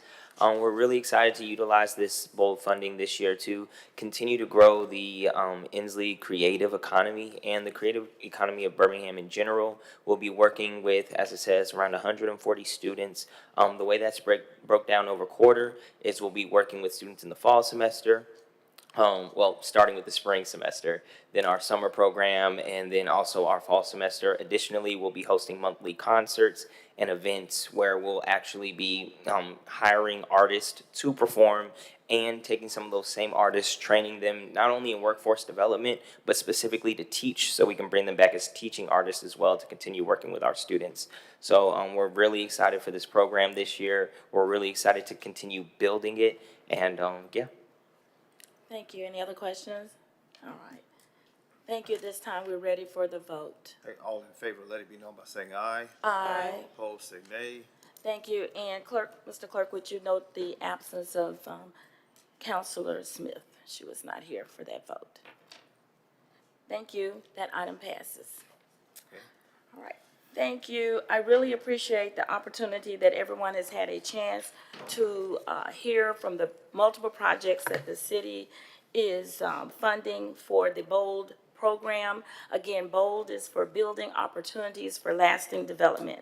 A question that was asked of me was, what do you want to see for the city of Birmingham for the next 4 years? And I think my answer was workforce development. And so this is showing workforce development at work. And you see we have a diverse number of projects, but with a lot of small businesses that we're investing in. So I thank administration and thank you, councilors, for us supporting these programs. Next item, Mr. Clerk. 7, Yes. a resolution approving and authorizing the mayor to execute an opioid abatement provider agreement with the Alabama Appleseed Center for Law and Justice Incorporated through the opioid abatement program to implement Appleseed's network of nonprofits which collaborate concerning treatment, reentry, and supportive services for people returning to the city of Birmingham from incarceration for a term of 2 years for an amount not to exceed $100,000. Motion, please. Move the item. Second. Madam Councilor President, Smithman, yes. there's a lot of them that are related. Okay. And I have really a similar question for all of them. Give me the numbers of those that you. 47, 49, 50, 51. I think that's it. Includes at 52. It's 52. No, sorry, Is this 50, yeah, yeah. Correct, okay. So then, Mr. Clerk, would you call those items up together as well, please? Okay, so we'll go. I'm sorry, 48 too. I 47, apologize. 48, 49, 50, 51. We'll stop at 51. Yes, sir. All right. I'm sorry. 48. 48. A resolution approving and authorizing the mayor to execute an opioid abatement provider agreement with Auburn University through the opioid abatement program to complete its empowering peer leaders to reduce youth substance abuse project, a peer-led substance abuse prevention initiative in Birmingham City Schools through Auburn University's 4-H Health Rocks program for a term of 12 months for an amount not to exceed $200,000. Item 49, a resolution approving and authorizing the mayor to execute an opioid abatement provider agreement with Cahaba Medical Care Foundation through the opioid abatement program to expand Cahaba Medical Care Foundation's medication-assisted treatment and integrated behavioral health and medical services by mobilizing an integrated treatment team to reach unhoused individuals with substance use disorders and at-risk youth for a term of 12 months for an amount not to exceed $300,000. Item 50, a resolution approving and authorizing the mayor to execute an opioid abatement provider agreement with Cooperative Downtown Ministries Incorporated, doing business as Firehouse Ministries, through the opioid abatement program to implement a comprehensive trauma-informed prevention initiative to address opioid use disorder and secondary substance use among Birmingham's most vulnerable residents experiencing homelessness for a term of 2 years for an amount not to exceed $100,000. Item 50. That's it. Okay, did we get a motion and a second? We're calling all those up together. So move. All right, Councilor Smitherman? Yes, so my general question for really all of them are, I saw in the attachments that there were tools and metrics of success. And what are those for all of those organizations? It talked about approved use of funds, and are there any additional services being provided? Or can we have an expansion of them? Madam President. Yes, Mr. Mayor. Elena Melton, who leads our unhoused services, is about to come in and give detail, but from a global perspective, very similar to the BOLD process. These people are able to apply, go through a public transparent process to receive these funds. These organizations are not new. They've already been doing the work around various issues, including a significant amount of our unhoused residents. What we find attached to a lot of this work is drug use, and particularly from drug use, within drug use opioids. And so they've gone through a process that she can explain. If your colleague could repeat the question so she can get straight to that point. My name's Counselor Smithman. Yes. If you repeat the question My again. question was the tools and metrics of success that each organization plans to implement and any expanded services provided. And then also, for example, like IM48, how many schools are they going to be servicing? Because it says Birmingham City Schools. Thank you, Ms. Melton. So what we're asking, those questions relate to items 45 through 51. 47. Good morning, Council. Elena Melton, I serve as Director of Special Projects in the Mayor's Office in Governmental Affairs. To the two questions, the UAB's Department of Psychiatric Medicine to create a rubric that's specific for each organization. So we'd be happy to provide that to the council. Each one is different based on the services that they're rendering, based on the outcomes that we wanted to be able to measure to justify the funding. And if I understand the second question correctly, there are no additional services. To the mayor's point, these funds are specifically for the reduction of the effects of opioids in our community. So we're pretty streamlined on what we're able to fund. But like how many, like what's the goal? Like how many people are we servicing? Like I said, for like IM48, how many schools are we servicing? So again, I would need to get you each metric because all of them are different. To the schools, we do have the folks from Auburn here who can give you the exact number, but if I won't get that correct.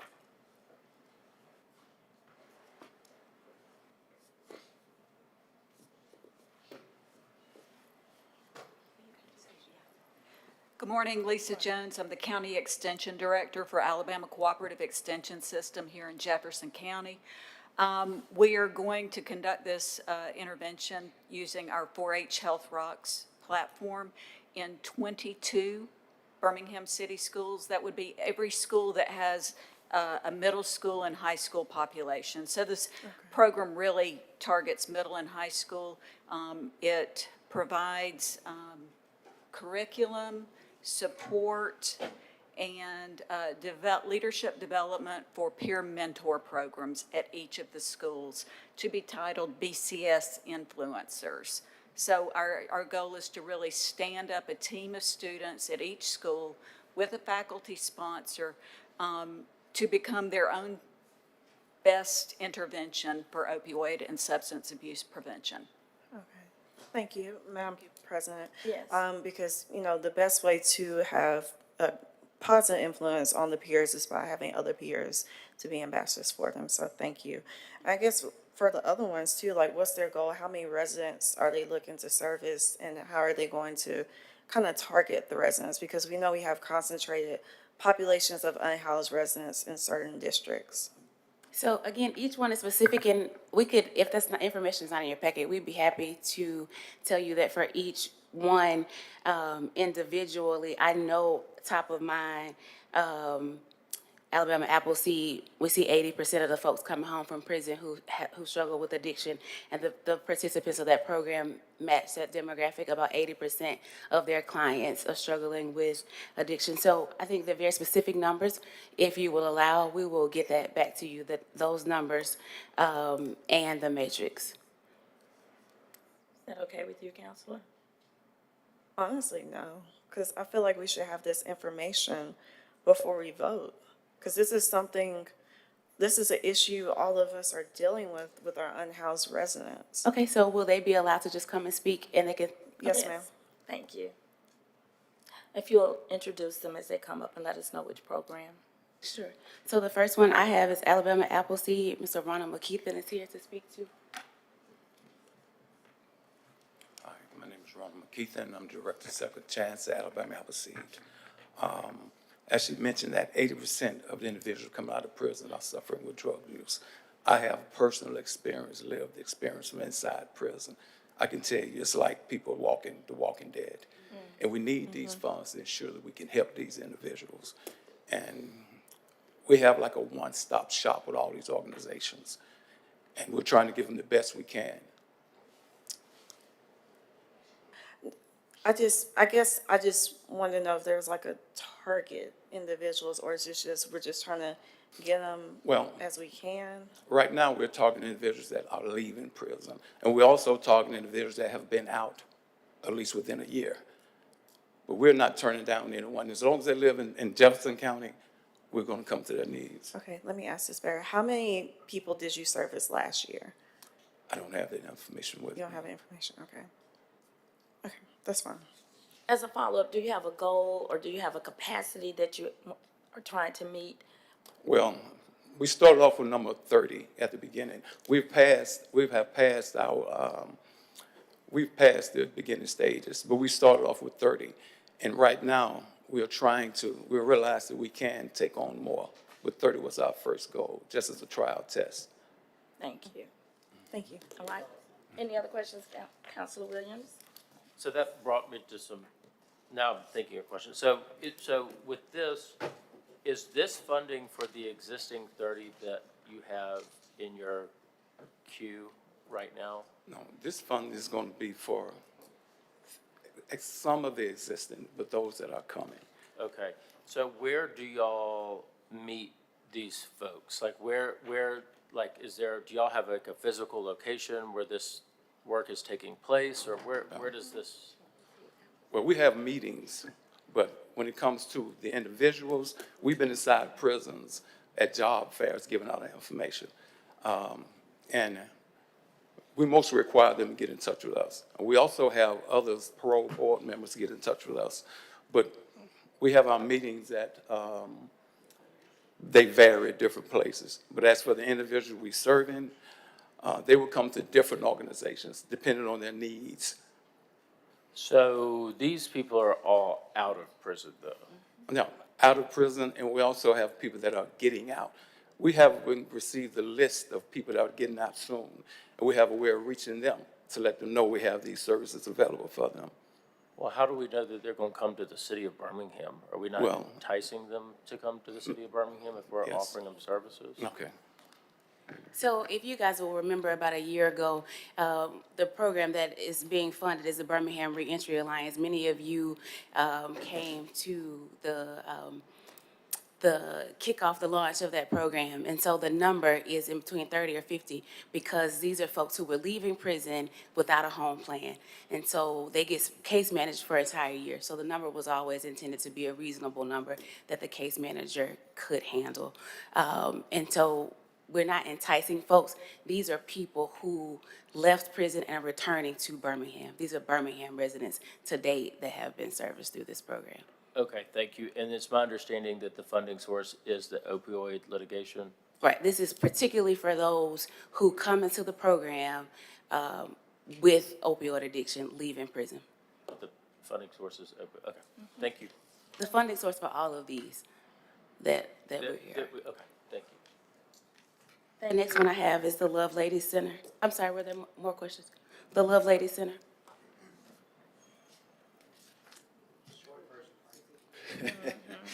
Good morning, Madam President, members of the council. Congratulations to everybody, especially the new council members. Real quick, I want to thank the Parks and Rec Department. We had our annual alumni celebration at East Lake Park yesterday. Over 2,000, or it was Sunday rather, over 2,000 people showed up, and they were there the weekend of the Classic, so we're especially grateful for that. My name is Frank Long. I'm the Director of Development at the Love Lady Center. We're now the nation's largest long-term recovery facility for women and their children, women coming from addiction, incarceration, domestic violence, and homelessness, or some combination thereof. Counselor Smitherman, you had asked kind of where people come from. I pulled an interesting stat yesterday that I'd like to quote. Since August 2nd of 2020, we at the Love Lady Center have received 9,134 online intake applications from women seeking entry into our program. That's nearly 5 women applying every single day for the past 1,912 days. So we stay full with a bed capacity of 535. and a wait list that hovers around 300. And I'm here to take any questions you guys might have. Counselor Smitherman. And what kind of programming are you going to offer for them? Yeah, while that's they're great, great question. It's super comprehensive. There's 5 main pillars where you have to earn credit hours. And those pillars are class credits, health credits, education credits, parenting credits if you have your children, and a job readiness piece. And those classes are a lot of evidence-based things, everything from conscious discipline to epic parenting. We always have a bank teaching financial literacy, a lot of relapse prevention, but nothing's cookie cutter. The education department's very robust. It starts with, do you have your GED or high school diploma, and it goes from there. Thank you, Madam President. Any other questions? Yes, Counselor Williams. Not really a question, just a comment. As someone that's been to your facility several times, I am constantly impressed every time I'm there. The work that you guys do. I know you are located on the eastern side of Birmingham, but y'all service really the metro area of, in this, the central Alabama, Birmingham metro area. Kudos to your organization. Y'all have done an exemplary job, and are, if anyone is deserving of opioid funds, it's the work that you guys do. Thank you, Counselor. Thank you, Madam Pro Tem. Yes, thank you, Madam President. I just want to commend each and every one of these organizations for doing the robust work that you guys continue to do, because if you're not close to the solution or the problem, but what I want to do is challenge each one of my colleagues going forward. If you don't understand what the organizations are clearly doing, I suggest that you get with the organizations or learn what they are doing, the services that they are offering. I'm very familiar with Carla Crowder, the Alabama Appleseed, and the work that she does. I also want to challenge each one of you, if you have not watched Alabama Solutions, I challenge you to do so. Because this is hardcore work that people are doing. Being a retired probation and parole officer myself, seeing people when I worked in the state of Florida that suffered with addiction, methamphetamine addictions, going on outings, I would say outings, but going on what we call searches, and having to be decomposed for going, into a methamphetamine situation. What I do want to, I'm not challenging anybody to do anything, but I think Elena said, I don't know how many of you guys got, I don't think I remember seeing any of you over at the OAA when we launched the Reentry Alliance.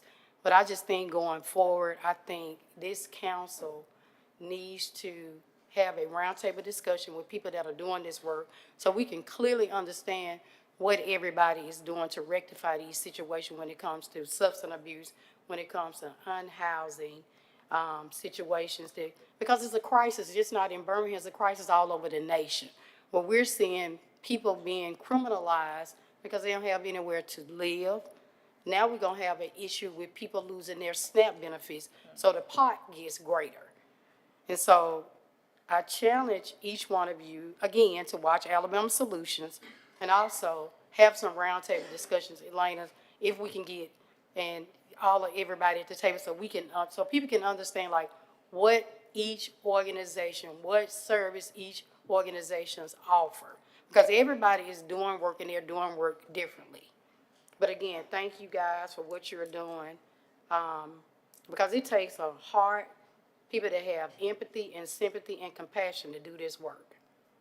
Thank you, Madam Pro Tem. Madam Yes. President, in light of what Madam Pro Tem said, I remember when you were present the first time, you and I discussed, I think you talked to Councilor Quinn about that was kind of the purpose of the housing, homelessness community, was to have 3 counselors to do exactly what Madam Pro Tem is doing. So I would hope, we would be able to do that, because that's great. And really, I'm asking these questions because I want to make sure that we know what's being done with the money that we're voting for. That's the least we can ask as a council for the public, because we may know what they're doing, but the public may not know what they're doing. And so that's really the reason why I'm asking all these extensive questions. But I really do thank you all for what you do.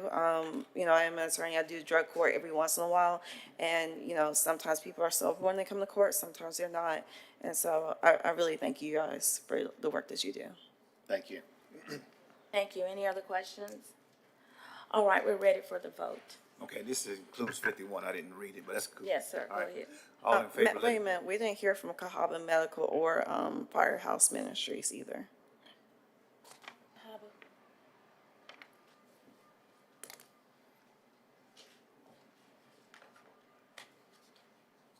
Hello, Good morning. my name is Charity Laster. I serve as Director of Behavioral Health for Cahaba Medical Care.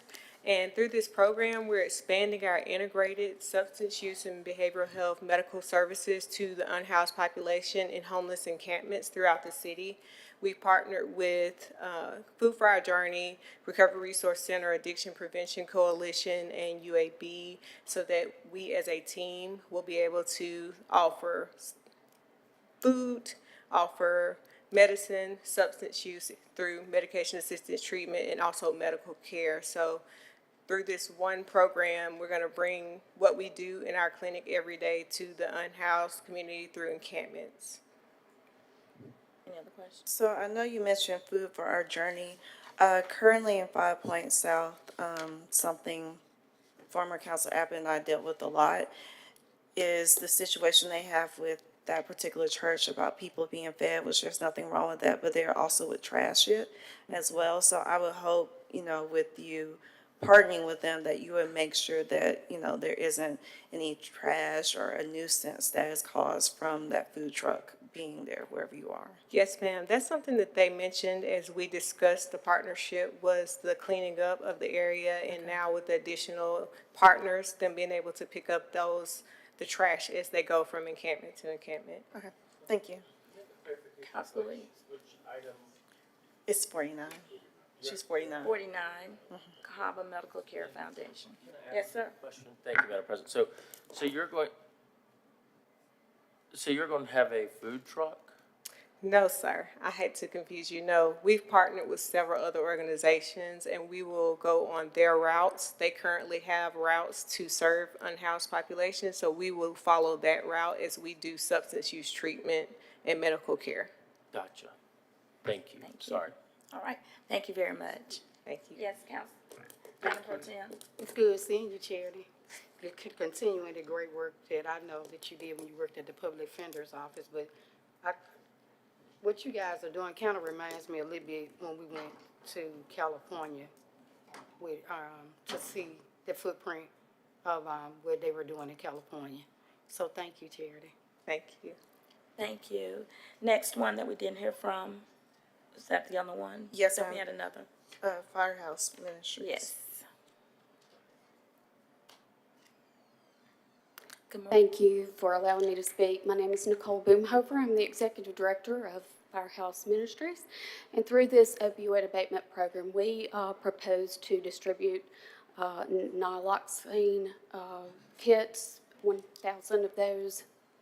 We're doing prevention trainings, over 50 of those. Going to be providing 200 behavioral health referrals, 100 peer-led support groups. We'll be reaching 1,200 individuals through this, and we will be working with 55 or to help 55 individuals transition into sober living or permanent supportive housing through the Firehouse Ministries. As you know, we're a low barrier shelter in Birmingham. We serve about 3,000 men each year, men and women each year, through either our emergency shelter, which is at capacity every night at 100, or through our medical respite program, the only one in the state of Alabama, at 12 capacity every day, and or through our permanent supportive housing, which houses just over 100 men every night. Madam President? Yes. And will all of these, the peer-led groups, et cetera, will this all be housed at your facility? So it's going to be facilitated at the emergency shelter, but it's also Okay. going to encompass our day shelter participants, those that aren't actually staying at the shelter, and ours permanent supportive housing folks that are out in the community. So we'll be doing, we've already started it, and on average, we've had about 34 men come through each of the weekly workshops. All of the men that stay there every night get an orientation, and they are provided the Narcan or the fentanyl test strips. And just in May, just to give you an idea of what we do see at the emergency shelter in May alone, we experienced 8 overdoses. We're able to administer Narcan and prevent those deaths. Oh, so good. Thank you. You're welcome. I have some pamphlets that I just want to leave with y'all. Thank you. Thank you. Any other questions? At this time, Mr. Clerk, we're ready for the vote. All in favor, let it be known by saying aye. Aye. All opposed, say nay. All right, so those were items 48, 49, 50, and 51. Excuse me, 47, 48, 49, 50, and 51. Each of those have passed. So item 52. Next item. Item 52. A resolution approving and authorizing the mayor to execute an opioid abatement provider agreement with Urban Alchemy through the opioid abatement program to provide Birmingham Oasis a fixed location outdoor respite site designed to engage individuals who at highest risk of opioid overdose, staffed by Urban Alchemy practitioners with lived experience and trained in harm reduction. The Oasis offers low barrier access to hydration snacks, Narcan, care coordination, and supportive engagement. The site includes shaded or heated infrastructure, public bathrooms, dog park, and consistent daily operations upon 12 to 14 hours per day, 7 days a week for a term of 12 months for an amount not to exceed $600,000. Motion, please. Move the item. Second. Item is before you. All right. Councilors, are there any questions about this resolution where they're authorizing the mayor to execute another opioid agreement, at this time with Urban Alchemy? Do you need an overview of this? Yes. All right, thank you. So, Madam President, Yes. what we find and what we found is unhoused residents will pick a space, a public space, if you would, or a private space, and hang out. Issues may arise on this private property or public property, and we have to clear it. And one of two things happen. House residents and house residents, by the way, convene and commingle in this space. One of two things end up happening. They eventually migrate back to the same space and or pick another space. And so having conversations with colleagues, via mayors across other urban cores across our country, and seeing what they've been doing, what we find is, why don't we just create a dedicated space? This dedicated space can actually be managed not by the city. We may own it, and I think in this space before you, we will want to own the space. But that congregating, if you would be more, it will literally be managed, and resources would be in this space, from bathrooms to hydration stations to snacks to Narcan, but an additional wraparound service to assist people who are unhoused, and a continued effort versus going to, and so instead of just walking up to an encampment, in the same space, we could say, what resources do you need?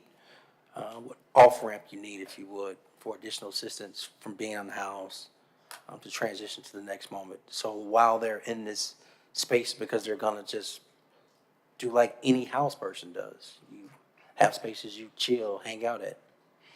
This is a more organized, intentionally designed effort, and this has been a success in other places that it currently exists in.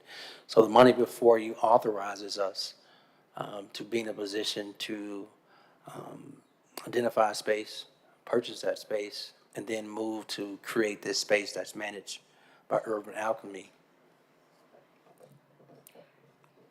Thank you. Any other questions, Councilor Smitherman? Yes, Mr. Mayor, what other locations has this been implemented in? Like what other cities? Austin, Portland. Sir, My name Artie Gilbert. I'm the Artie. Director of Operations. Artie. all right, hold on.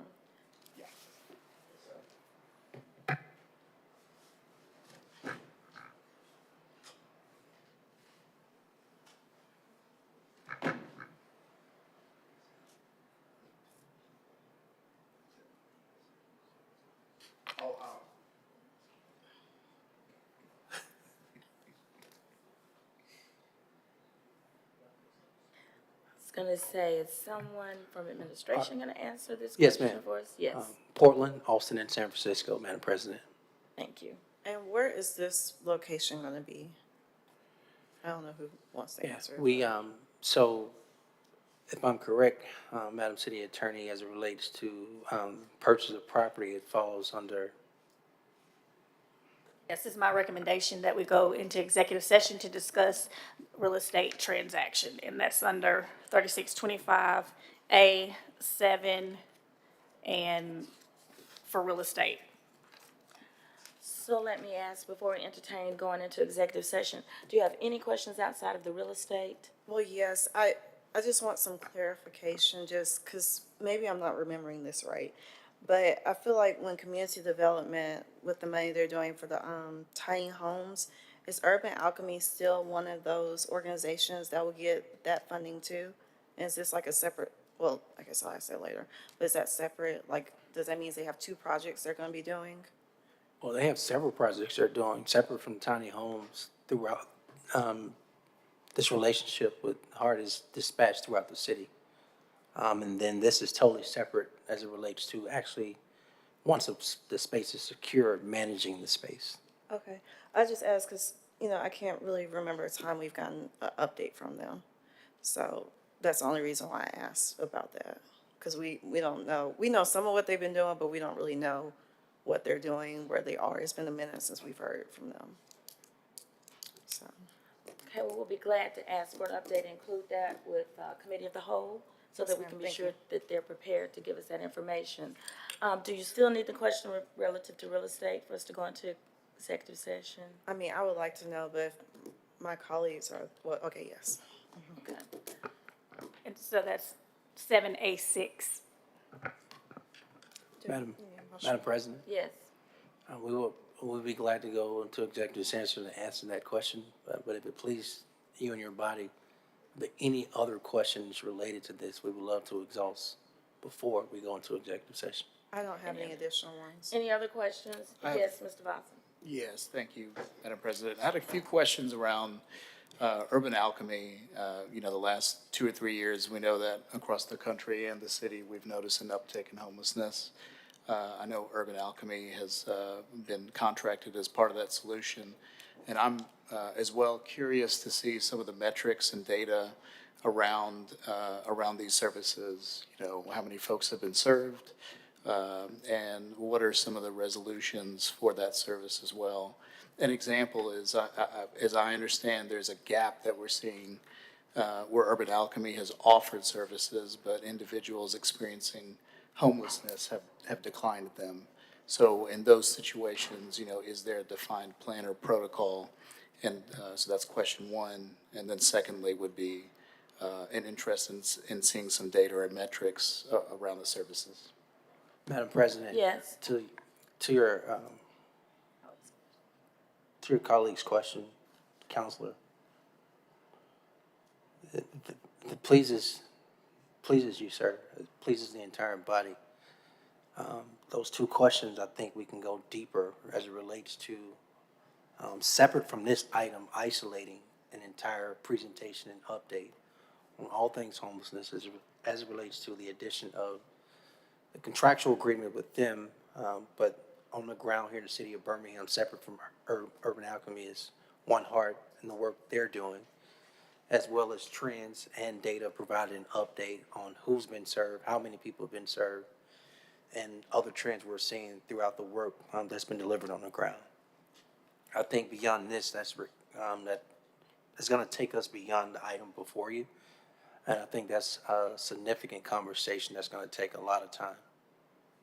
And we would like to give you detail in writing as well as a presentation here, and have everyone before you, the entire team, to answer all questions. I think that would be great, and we can look at a date and time for that. And Dr. O'Quinn, I don't know if you're in, but we were considering taking this up, not this particular item, but more information about urban alchemy in a subsequent committee of the whole meeting. I don't know when we had this item to come before us under your leadership, but I feel that we have some questions and just need another update, Mr. Mayor. But for this particular item, I wondered if, do you need the full discussion in order to go further with this item? Or do you have enough information before you to consider this piece of urban alchemy? Well, I still have a question. Yes, you still have questions? All right. You want to do it now, or do you want to wait until we go into executive session? Yes. Yeah. Go ahead now. So on this item, and I don't know who wants to speak to this, I've really scoured over this budget and looked at, that's being presented to us in our packet, and looked at what Urban Alchemy's website says that they're doing related to this item. So what wraparound services are actually being provided at this site?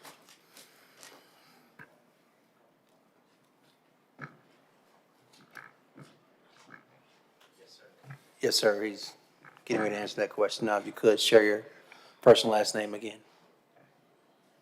Again, I'm Artie Gilbert. The service that it provide a service, one, to get individuals from off of eyesore, from all the businesses that have been complaining, off the streets, and get them to this location, a space where we'll be provided with essential comforts. We pass out coffee, tea, water. We will have a dog run. Most people experiencing homelessness have pets. We will have a dog run. We'll have public restroom, which is very difficult for individuals going to establishments to use the restrooms. We have public restrooms, and we will have an on-site care coordinator who will be around the clock providing the resources, connected to the resources to help individuals get permanent housing or into shelters. Okay, so according to the contract, we have 1, 2, 3 IT people that are going to be receiving rather large salaries, and 1 care coordinator with a rather low salary. So what are we doing? And that does not include like a project director, or I'm talking about like an IMS engineer, an IT analyst, a data analytics and reporting individual. So what are all these IT people doing? Right, so the IT people is the ones who keep all the technology up to speed. Because we documenting through data everything that we're doing. So we can present that when it's time for us to present it. So we want to make sure that we have an account of all the service that we're doing. We can backtrack as far as we need to go to show all the service, all the connections, as well as with HMIF service, One Roof, how we submitted all the information in there to tie into the IT that's set up with, which is called Zendex. So we're going to have just as much salary going to 4 IT people as those actually, the 4 that are providing service? So you have the IT lead, and then you have the other ITs that he have covering different sections, covering up the monitors, the video cameras, making sure with the clock in, the staff had to be tracked because they have to clock in and clock out with the system called Paycom. And so it's just a different technology thing that all of them is addressing. I think, Counselor, just add, when you go through this is covering 2 shifts, 14 hours a day, and it's open 7 days a week. So, you're gonna have people more than 1 shift. Here are my concerns over this. The folks, the practitioners that, who, according to the website, are felons, which is fine, are going to be there on a day-to-day basis. However, there are a lot of highly paid individuals, like 4 IT people, that swamp, the pay scale swamps the actual people that will be providing the services while they're there. I want to know if there's actually wraparound services being provided or if we're creating an open-air drug market. Because if it is just having bathrooms and Narcan in a place where the city brings people to that are utilizing narcotics, and on their website, that's what was done in the Tenderloin district. Well, So, I want to answer your question. No, this is not, will not be for an open air drug market. And we can't have it both ways. That's why you actually need the IT and the cameras and everything else to monitor the site to make sure people are not using drugs. so I guess I still go back to my same question. What wraparound services are actually being provided? And I'm just reading the contract. Could you explain what you do when Right. you go to an encampment or somebody calls in? Can you explain the process, the A through Z of what happens? Right. So we have two components. We have the component of the incident response. We have a set of comm centers that receive non-emergency 311 calls. We have a component that's a proactive engagement. We have 3 vehicles that goes out all throughout Birmingham and engaging, along with the 311 calls coming in. The people who do decline service, that's far and in between, maybe every 10, 1 or 2. That's because that they have lost trust over a period of time. It's the most important thing is the building and creating the trust. That's the whole thing with the Oasis. We don't have we create an intimate trust through heart, but then when we stationary, they're gonna see it's still heart. The people who work with heart that's providing the wraparound services with the care coordinators and the team who done built relationships with the heart team over the time that we've been here almost a year. So now we done created way more relationships with JVS, other establishing emergency medical facilities that allow us to bring individuals in now, along with creating a positive relationship with all the guests out there. The guests have lost trust in people and the health. That's why they denying in the first place. But what we're bringing is a compassionate, very kind, and a trauma-informed approach where they can understand that you're not the problem, but what happened to get you in this position. And we're here to solve the solution or bring a better solution than what they felt. The guests, what they told us, is that when they go to certain places, they feel like they incarcerated. That's what they don't like. And what we're bringing that we see you day in and day out, because we know who Jim, Artie, Tim is. To show the guests that we can help you to walk up off this ground and get to another place that'll be more beneficial to walk you back into permanent established housing. And it have been proven from Austin, San Francisco, Los Angeles, Portland, now in Santa Fe, and Denver, Colorado, Atlanta, and now Birmingham. So with all due respect, sir, is that not the existing contract with you we already have with you guys? That is. What this service does, what's before you, item 52, is the work they do, they will still do, to be very, very clear. This is for additional staff for a stationary site on top of them being deployed when they get a call in, when they go out to an encampment, when they go out to maybe someone is providing the service such as feeding, and they may approach that, or when they are dispatched to one of our parks, or when they get a call on private property. They are still doing that in my left hand, and in my right hand before you is a stationary area where they will add additional people to do that in this fixed space too, that they're building trust. So one thing, I really like the preceding items that we just heard with the opioid funds. They're very specific. They involve prevention. They involve those that already are experiencing opioid addiction, et cetera. I really also like the work that we approved as a council with Faith Chapel, because with the pilot program, Faith Chapel had really defined metrics of what they were going to provide when it comes to wraparound services. I mean, real defined. It wasn't emotional. It wasn't, we know names. It was defined. And this contract looks like, to me, an IT contract that I've read, and there is no defined wraparound services. And anyway, I guess I've made my point.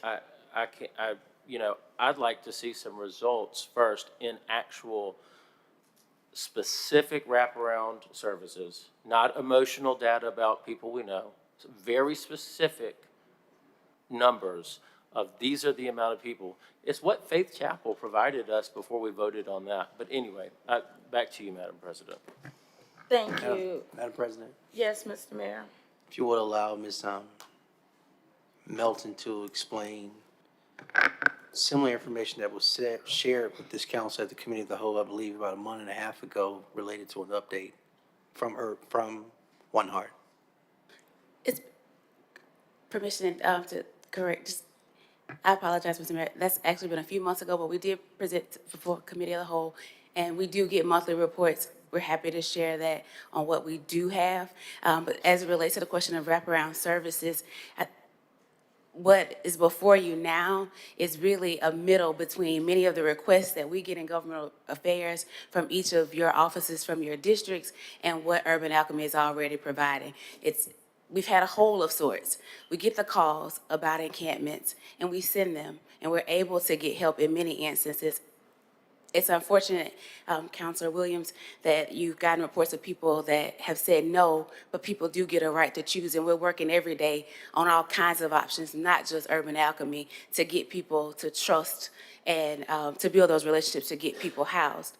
However, we get these calls about encampments, and we don't always have a place for people to go, quite frankly, other than jail.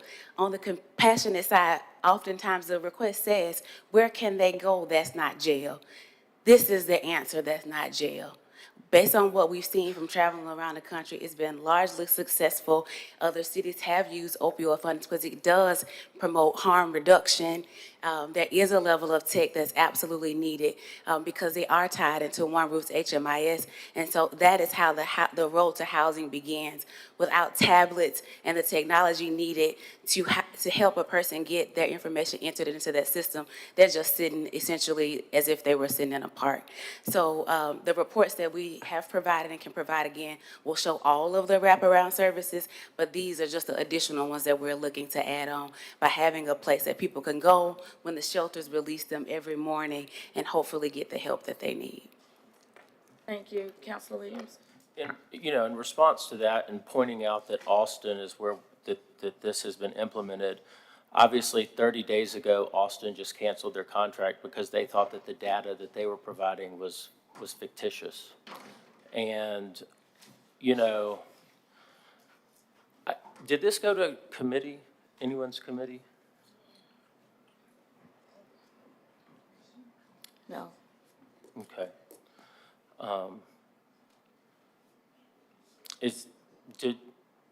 Did we look into why the Austin's Department of Homeless Intervention thought that the data was fictitious 30 days ago and canceled the contract because of that? It is my recommendation under 3625A, 7A3, we go into executive session to discuss potential litigation.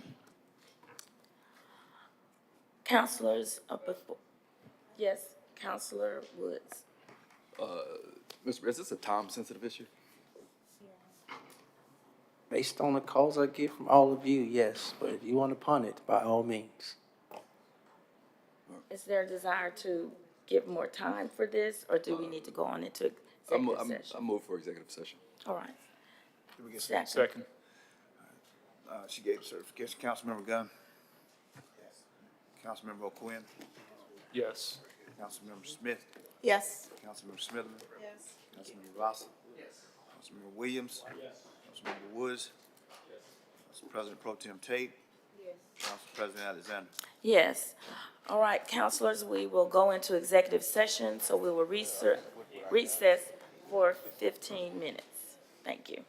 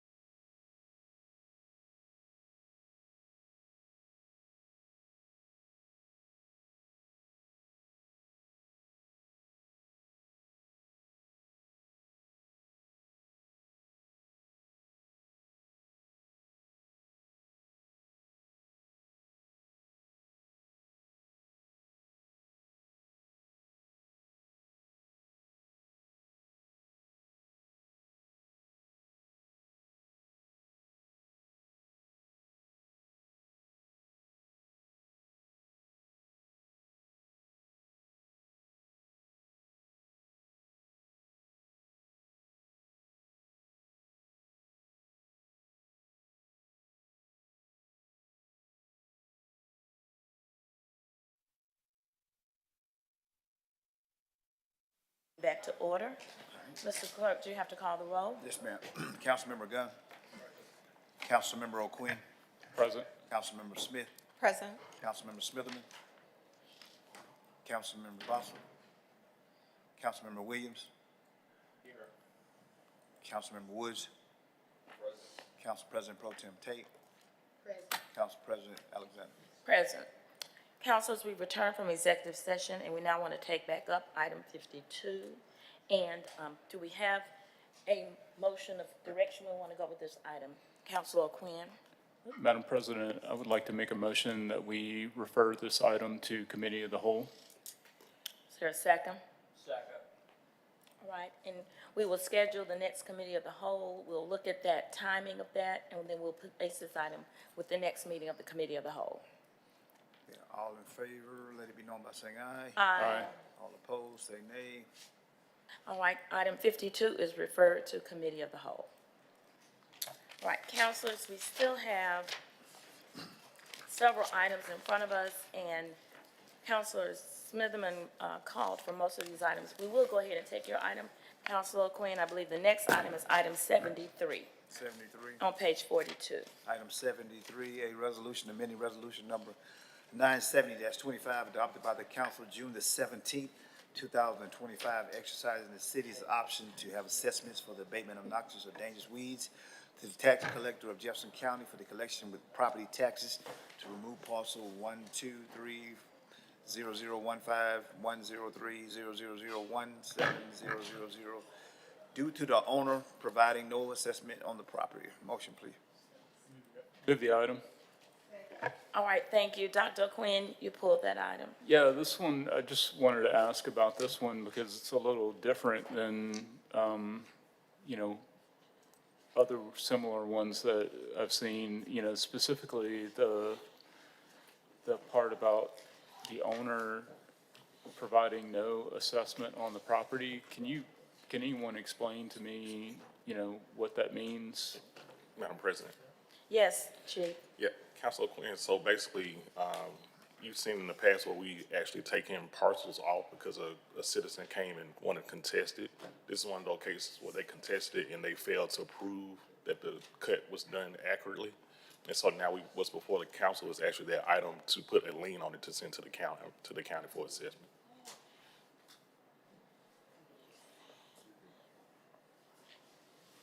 Did that answer your question? Well, I'm confused because it says, the summary says to remove, then it gives the parcel number. So, the resolution was, number 970-25 was adopted by the council on June 17th of 2025. And then this item, would be amending that resolution to remove that parcel that was included in the resolution on June 17th. Yeah, that may be a mistake on the wording, but we're trying to assess that property at the current moment. Okay, so this needs to be corrected. Sir. Can we just delay it 1 week and then we'll have it corrected? Motion to delay 1 week. Right. There's a motion and a second for delay for this item for 1 week. All right, all in favor, let it be something by saying aye. Aye. Opposed, say nay. All right, item 73 is delayed for 1 week. Madam President, I have a motion to reconsider the consent agenda. My hero. We don't have to roll call. You have a first and a second. Go ahead. I'd like to add all of the remaining items on consent at this time. Good? Is that allowed since the counselor that Oh, it's. asked for them? But it's all the councils. Okay, Yeah, all right. So we have a motion. Do we have a second? okay. So we're adding, 73 through, Yes, that's item 96. 74 through, This is, yeah, 74 through 96. correct. Right. So that's item 74 through 96. We're reconsidering for consent. Okay, got that before us. I need a motion on adopting the consent agenda with those items added. So moved. Okay, all in favor, let it be known by saying aye. Aye. Opposed, say nay. All right, Counselor. Thank you, Madam President. Thank you, Counselor Williams. So all these items have been added and approved for consent. Now, counselors, that brings us to the end of our agenda. I do want to ask if you can just limit some of your, so you want your time. But let's go ahead and we'll go in and give our individual updates. And I'll start with you, Counselor Woods. All right.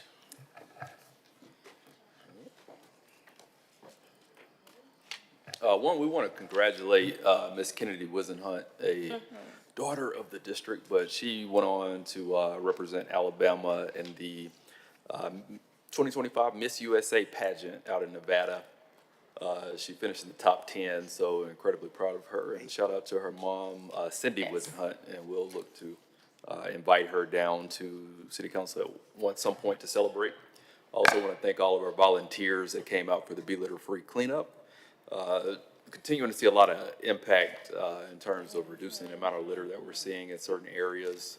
And want to shout out UAB, Alpha Tau Omega fraternity, who came out to serve and collected an impressive 462 pounds of litter. So we just thank the groups that continue to show up and make an impact. So thank you. Thank you, Counselor Williams. Thank you, Madam President. As of right now, the next Economic Development Tourism Committee is scheduled for November the 4th. If you'll have all your submissions to india.bailey@birminghamal.gov, and welcome all of our new members of the council. Looking forward to working with each and every one of you in the best and most productive way possible. Thank you. Counselor Vasa. Vasa works. Thank you. Thank you, counselors. Madam President. Just two updates, and really just saying we had two great events recently that I'd love to recognize in District 3. One is I Love Highland Park. It's a wonderful event that celebrated the Highland Park neighborhood. Birmingham Historical Society was involved. We had several other organizations, restaurants, and a well-attended event. So just kudos to those who organized that event. Lastly, what a wonderful celebration of the opening at Bessie Estelle Park of our affordable, accessible playground, which Councilor Abbott was a big part of. So just we want to highlight those two items. Thank you. Thank you very much. Counselor Gunn? Yes, thank you so much, Madam President. When I wrote my notes this morning, I said good morning. Now it's good afternoon. So good afternoon, everyone. First, I want to thank District 4, all of the District 4 residents who have entrusted me to represent them on the council days. It means the world. So I'm continuing to advocate for the needs of District 4. And I definitely want to make sure that District 4 is aware of my team that will be helping to serve District 4. I brought on Carmen Mays to serve as Chief of Staff, and Darius May will serve as the Director of Public Policy and External Affairs. Now for the announcements, neighborhood meetings. There are 4 neighborhood meetings coming up on Monday, November the 2nd. Airport Hills meets at 6 p.m. via teleconference. Roebuck meets at the East Precinct Police Station at 6:30. Airport Hills is meeting at 6 p.m. at the Brownsville Heights Community Center. And then tonight is the Norwood neighborhood meeting, and they meet virtually. Lastly, Mr. Jenkins stopped me on the way in. How you doing, Mr. Jenkins? Mr. Jenkins made me aware of the annual Men of Praise concert, which is taking place November the 9th, 2025 at 3:30 p.m. at the Greater Emmanuel Temple, Holiness Church Incorporated, where Bishop Jose Perry is the pastor. So he's inviting everyone to come out to that.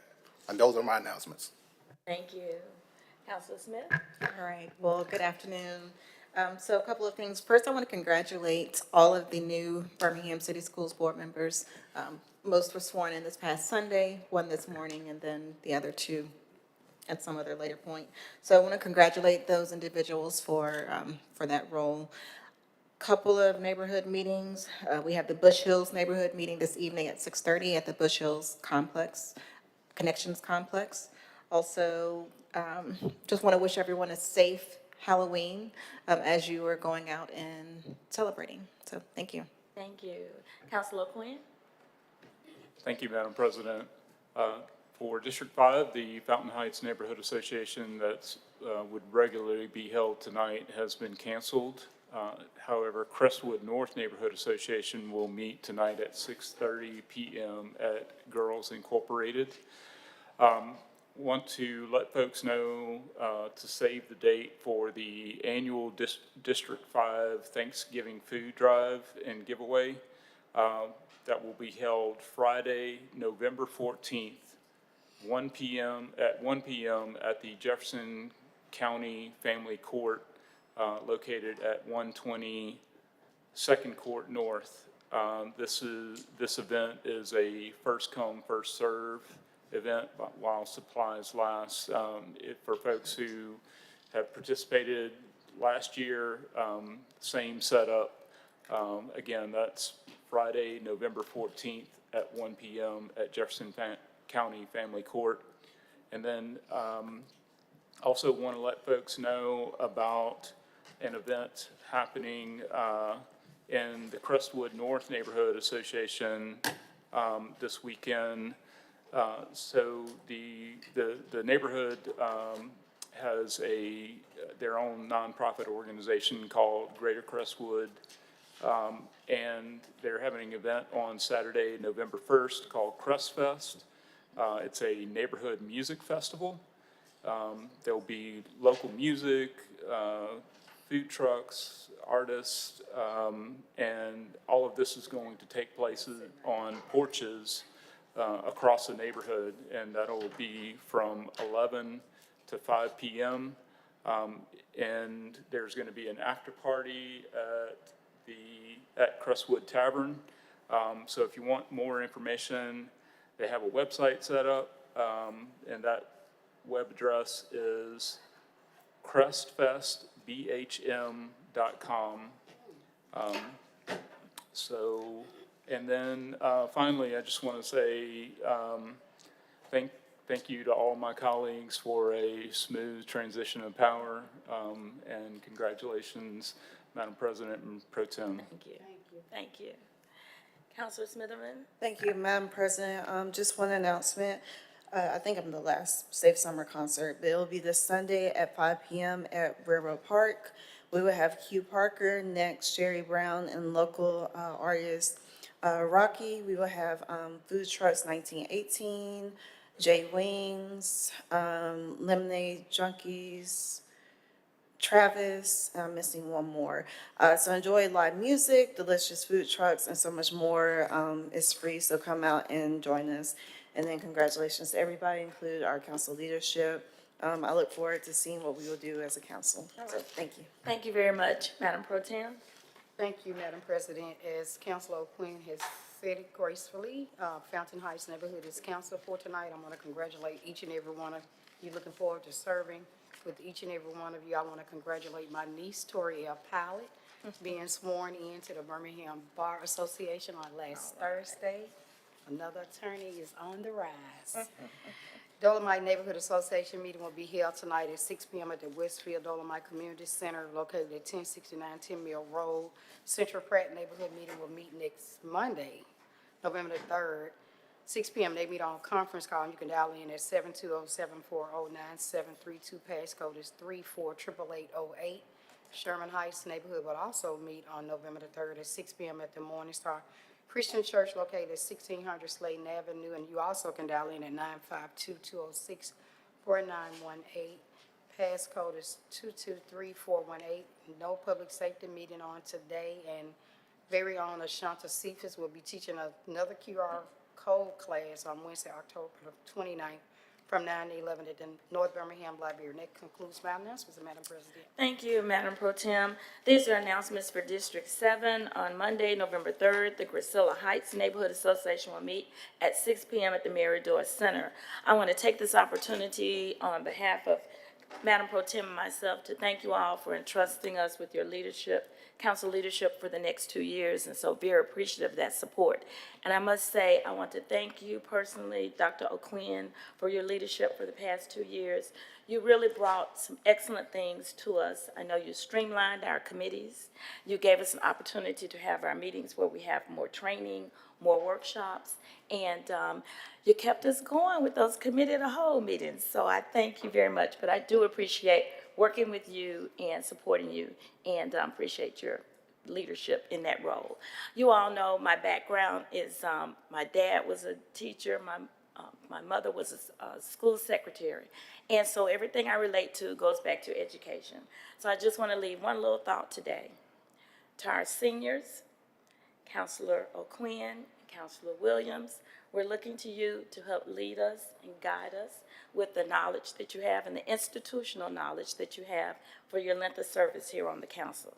For our juniors, that includes me, Counselor Woods, Counselor Smitherman, we have this opportunity now to also to help those that are serving with us. To our sophomore, go with it. And to our freshmen, we just want to say that we welcome you all. We will be supportive to each other. Again, we look to work together as a team. I enjoyed the fact that we said, what did we say last week? A question is not an indictment, it's what? Just seeking information. And so we thank you, and I thank each of you for being able to serve with you. And we look forward to serving with the administration and with everyone, so thank you. So at this time, we will entertain any speakers. I think they've both gone, but we'll go ahead and let you call those names, Mr. Clerk. Okay. Robert Banks, One still here? Okay, go ahead. Robert Banks, and Ricky, is it Green? Green? Ricky Green. Okay, I didn't see you back there, sorry. Hello. Great. Well, I'm always come before the council, but this time I'm coming before you as Minister Ricky Green. I am Associate Minister at East Birmingham Church of God in Christ, where Bishop Peter Rain Sr. is my pastor. And also, we have a life center there. It's been empty for about 10 years. It used to be a daycare about 10 years ago. And we also have a family life center on the corner on 55th Street North, 255th Street North. It's vacant also, but God had blessed me to be able to access those facilities. And I wrote the vision, made it plain, went to the bishop, and he ran with it. So now I'm over those facilities, and the life center is 155,000 square feet, and it has 3 floors to it. I want to go in there and turn the 3rd floor, the 2nd floor, into living quarters where I'll be able to house 125 people, homeless people. But that's just to give you a brief idea of where I'm going. I'm not going to put too much out there at this moment because everything is still being finalized in writing. But in the Christian Life Center, we have a gym, classrooms. It's about 50,000 square feet. I've been talking to other programs because I'm going to turn it into a community center, a resource center, also an outsource center, get other programs to come in. Right now, you guys don't have to be worried.